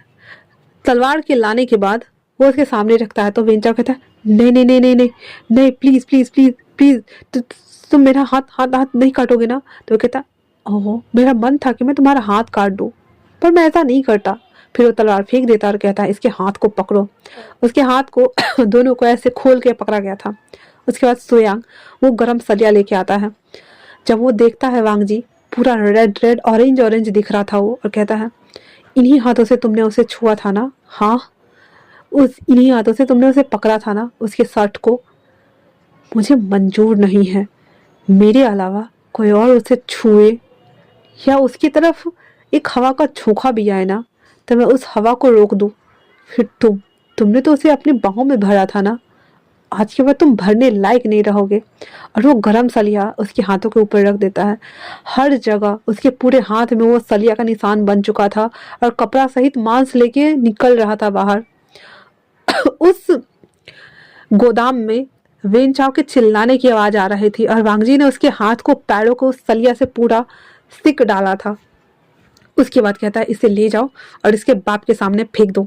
इतना बोल करके वांगजी अपनी कार में आके बैठता है। सोयांग उसे लेता है। सभी लोग पार्टी अटेंड कर चुके थे और आधा से ज्यादा लोग जा चुके थे। सभी लोग के जाने के बाद वो लोग की एंट्री होती है जहाँ पे वेन रूहान बैठा हुआ था। उसको बैठा के रखा गया था, सीचन ने बैठाया हुआ था क्योंकि सीचन खुद अपने भाई के हर ऑर्डर को फॉलो करता था। वो बैठा हुआ था। उसके बाद सोयांग और कुछ लोग उसको वेन चाव को लेकर आते हैं और उसके सामने फेंकते हुए कहते हैं ये रहा तुम्हारा प्रीसियस गिफ्ट, इसे ले जाओ इससे पहले कि ये दम तोड़ दे। जब वो देखता है कि वेन चाव के चेहरे पे, हाथों पे, पैरों पे पूरे सलिए से दागे गए हैं, उसका बाप कहता है चिल्लाते हुए ये क्या किया तुम लोगों ने? मेरी बेटी की हालत ऐसे कैसे कर दी तुम लोगों ने? वांगजी एक किंग वाले अवतार में बैठते हुए कहता है और इसकी हिम्मत कैसे हुई मेरे होने वाले हस्बैंड को टच करने की? हाँ, ये उसकी पनिशमेंट है। अगर मेरे हस्बैंड को कोई गंदी निगाह से देखेगा तो तुम्हें लगता है कि मैं उसे छोड़ दूंगा? बिल्कुल भी नहीं। वैसे शुक्र मनाओ तुम्हारा बेटा जिंदा है, इसलिए यहाँ से जाओ। इतना बोल करके और जो विन रूहान था वो अपने बेटे को कार में डालता और जाते जाते बोलता मैं तुम्हें छोड़ूंगा नहीं। वांगजी एक डेविल स्मिक देता और कहता है छोड़ने के लिए तुम बचो तो पहले। वो जैसे ही कार में बैठता और वहां से निकलता है, वो अभी गुथू से निकला भी नहीं होगा तभी उसके फोन पे मैसेज आते हैं आपकी पूरी कंपनी को बर्बाद कर दिया गया है, बैंक करप्ट कर दी गई है, आपका हर चीज तहस नहस कर दिया गया है और आपके किला को सील कर पैलेस को सील कर दिया गया है। सभी एजेंसी से पैसे वापस ले लिए गए हैं और जितने भी प्रोडक्ट और जो कुछ भी था वो सब में कुछ ना कुछ इफेक्ट निकल रहा था। वेन रूहान अपना सर पकड़ के बैठ गया था और उसे भी हार्ट अटैक आया था और अभी बाप और बेटे दोनों हॉस्पिटल में एडमिट थे और वो छोड़ने वाला वो कार और कोई नहीं बल्कि वांगजी का ही था। और उन दोनों को हॉस्पिटल में एडमिट करा देने के बाद डॉक्टर को बोल दिया जाता है इन दोनों को ओनली फॉर लाइफ सपोर्ट पे रखा जाए, ना ये मर सके ना ये जिंदा रह सके, क्योंकि वांगजी चाहता था कि वो वेन चाओ अपनी आंखों से देखे उन दोनों के हैप्पी मैरिड लाइफ को। उसके बाद उसके डैड कहते हैं वांगजी ये सब क्या है? हाँ, तुम तो एक बिजनेसमैन हो ना, तो फिर ये गुंडों वाली हरकतें क्यों? वांगजी कहता है डैड ऐसे लोगों से निपटने के लिए कुछ लोगों को रखना पड़ता है, दैट्स इट, और कुछ भी नहीं। आपका बेटा जैसा आप चाहते हैं वैसा ही है, चलिए हम अंदर चलते हैं। विंग को होश आ चुका था। वांगजी उसके पास था और जितने भी लोग थे वो सभी लोग देख के जा चुके थे। सभी लोग के जाने के बाद वांगजी उससे कहता है अभी तुम्हारे पूरे फैमिली वाले यहाँ है विंग, जब तक कि तुम रिकवर नहीं हो जाते, इसलिए डोंट वरी। क्या तुम्हें अपने घर चलना है? विंग कहता है मुझे जिंक्सी ले चलो वांगजी, मुझे तुम्हारे साथ रहना है हर पल। मैं डर गया था बहुत ज़्यादा वांगजी, मैं बहुत ज़्यादा डर गया था। इतना बोलना था कि वांगजी कहता है चुप रहो, ज़्यादा मत बोलो, चलो चलते हैं। इतना बोल करके वो विंग को उठाता है एंड देन नीचे लेके आ रहा होता है। सभी लोग उसे देखते हैं। वांगजी कहता है डैड, मॉम, अंकल, आज हमारी वेडिंग नाइट है ना, क्या आप लोगों को नहीं लगता कि मेरे घर को सजाया जाना चाहिए? वांगजी की सी बातें सुन करके सभी लोग शॉक, क्या सच में? और वो विंग को देखते हैं जो विंग अभी भी वांगजी को ऐसे ग्रैब किए हुए था और देख रहा था। उसके बाद वांगजी कहता है डैड मैं इसे लेके जा रहा हूँ। इतना बोल करके वो बाहर आ जाता है और अपनी कार में उसे बैठाता है। उसके घर वाले शौक, ये लड़का कितना ज्यादा बेशरम हो गया है 2 दिन में ही। हाँ, फिर भी उसके बाद कहते हैं हाँ फाइनली सब कुछ नॉर्मल लग रहा है। मैं तो डर गया था, पता नहीं क्या ही होता। कितना ज़्यादा भयानक टाइम था वो जब विंग गायब हो गया था। सभी लोग परेशान हो गए थे और सब लोग अभी नॉर्मल लग रहे थे। मैडम यूँ कहती हैं तो मेरे बेटे को एक रॉयल किंग मिला है उसे संभालने के लिए, अच्छा है, कम से कम मेरे बोरियत भरी बेटे की लाइफ में कुछ तो थ्रिल आने वाला है। इतना सोचकर वो स्माइल कर रहे थे। इसके बाद सभी लोगों से कहती तो हम लोग उन नए वेडिड को छोड़ देते हैं अपना और इधर हम लोग पार्टी एंजॉय करते हैं। और वो लोग बैठ गए थे, बातें कर रहे थे। वहीं दूसरी तरफ वांगजी विंग को अपने पैलेस जिंक्सी लेके आया हुआ था जो कि पहले से ही डेकोर किया कर दिया गया था। वांगजी ये देखे खुश था, उसने तो मजाक में कहा था लेकिन सच में इसके पैलेस को सजाया गया था। आज जिंक्सी भी बहुत खूबसूरत लग रहा था और वो दुल्हन की तरह सजी हुई थी। विंग को गोद में उठाते हुए कहता है welcome to our home wing, ये देखो ऐसा नहीं है कि ये तुम्हारा सेकेंड टाइम है, कल भी हम आए थे, बट आज से तुम परमानेंटली यहीं रहने वाले हो। विंग उस घर को देखता है जो कि बहुत खूबसूरत तरीके से पूरे लाल कलर के फूलों से, गुलाब से सजाया गया था और हर जगह वाइट और रेड वाइट रोजेज को मिक्स करके वहां पे रखा हुआ था। वांग जी विंग को आराम से उठा करके सीधे अपने बेडरूम में लाता और बेड पर प्रेस कर रहा था और उसके बाद वो जा रहा था। विंग उसके हैंड को पकड़ते हुए कहता है, वांग जी आज हमारी वेडिंग नाइट है, मैं नहीं चाहता कि तुम जाओ यहाँ से। वांग जी उसकी ओर देखते हुए कहता है, आर यू श्योर ना विंग, क्योंकि तुम्हारे हाथों में चोट है। विंग कहता है, क्या तुम उसके साथ कुछ करने वाले हो? अब ये मत कहना। हाँ ठीक है ना, मैं बस चाहता हूँ कि तुम मुझसे प्यार करो वांग जी। वांग जी कहता है, मैं पूरी कोशिश करूंगा कि मैं तुम्हारे उस हाथ को कुछ ना करूं। इतना बोल करके वांग जी उसके लिप्स को कैप्चर करता है, देन किस करना शुरू करता है। वो बहुत जेंटल था अभी। फिर वो अपने सारे कपड़ों को उतारता है और विंग के कपड़े को धीरे धीरे उतार रहा होता है। विंग को थोड़ा दर्द हो रहा था। वांग जी दोबारा से कहता है, विंग तुम श्योर हो ना, मैं करूँ ना? विंग कहता है, अब दोबारा तुमने कहा ना तो मैं खुद मना कर दूंगा, मैं चाहता हूँ कि तुम करो प्लीज। इतना बोलना हुआ था कि वांग जी अभी दोनों नेकेड थे और एक दूसरे को देख रहे थे। वांग जी कहता है, तुम सच में, तुम्हारी ये सैलेंडर बॉडी विंग मुझे अट्रैक्ट करती है, हर बार मुझे क्रेजी करती है और मैं कोई गारंटी नहीं ले सकता कि मैं तुम्हारे हाथ को कुछ नहीं करूँगा। अगर मैं कर दूँ तो प्लीज़ मुझे माफ़ कर देना। इतना बोल करके वो उसके ऊपर आ गया था। वो विंग को अपनी बॉडी के साथ पूरा रगड़ रहा था और वो उसको किस कर रहा था। विंग जेंटल रहने का कोशिश कर रहा था अपने हाथ के साथ, बट वो भी नहीं रह पा रहा था और वो रह रहा कि अपने हाथों को ना मूव कर रहा था, जिस वजह से दर्द वो हो रहा था। अभी इस वक्त विंग प्लेजर पेन दोनों फील कर पा रहा था। वांग जी पूरी कोशिश लगा रहा था अपने बॉडी वेट को विंग की बॉडी के ऊपर डालने का और वो उसे ऐसे ही रगड़ रहे थे। दोनों बॉडी आपस में प्रेस हो रही थी, रगड़ रही थी। उसके बाद वांग जी कहता है, तो आज हम पूरी रात ये करने वाले हैं ना? विंग कहता है, उसके बाद वांग जी उसके कानों में धीरे से कहता है, एवरीडे मीन्स एवरीडे ना विंग? तो विंग कहता है, पर क्या अभी तुम मुझे ये पूछने वाले हो या फिर हम आगे शुरू करें? ऐसा बोलना था कि वांग जी आगे अपने हार्डी को उसके बर्ट होल के इंसाइड इंसर्ट कराता है एंड देन उसके पैरों को अपनी कमर के राउंड रैप करता है एंड देन उसे फक करना शुरू करता है। फर्स्ट राउंड कंप्लीट करने के बाद वांग जी विंग को अपनी गोद में लेता है और उसके दोनों हैंड को अपने नेक के राउंड रैप करता है। वो उसको अपने गोद में लेकर के ऐसे ही खड़े होकर के उसे फक कर रहा था। विंग थोड़ा अनकंफर्टेबल तो हो रहा था पर उसे भी बहुत ज़्यादा अच्छा लग रहा था। वो हर तरह से हर पोजीशन में ट्राई करता है, टेबल के पास, सोफे के ऊपर, बेड के कॉर्नर पे, बेड पर बैठ करके हर तरह के पोजीशन में उन दोनों की वो हॉट एक्टिविटी चलती रहती है और पूरी नाइट चलती है। मॉर्निंग में 6 बजे जाकर के वो दोनों सोए हुए थे एक दूसरे को कडल करते हुए। जब वांग जी विंग को देखता है सोते हुए पीसफुली, तो उसे देखते हुए कहता है, सच में मेरे सारे सवालों के जवाब मिल गए हैं विंग। वो history of the mysterious love, वो कैरेक्टर और वो थिंग, सभी चीज़ें क्लियर हो चुकी हैं। वो मिस्टीरियस लव तुम थे विंग और आज फाइनली वो मेरे पास है। और वहीं दूसरी तरफ वो विन रोहन और विंग चाओ, वो दोनों पूरी लाइफ टाइम के लिए उस ओनली फॉर लाइफ सपोर्ट पे रहने वाले हैं विंग। आज के बाद तुम्हें कोई भी मुझसे अलग नहीं कर सकता, इवन तुम्हारी सांसें भी नहीं विंग। इतना बोल करके वांग जी विंग को अपनी बाहों में होल्ड करता है और वो अपनी आंखें बंद कर लेता है। इसी के साथ ये वन शॉट हमारा खत्म होता है। कैसा लगा आप लोगों को ये वन शॉट मुझे कमेंट्स करके जरूर बताइएगा। तब तक के लिए थैंक्स फॉर वॉचिंग।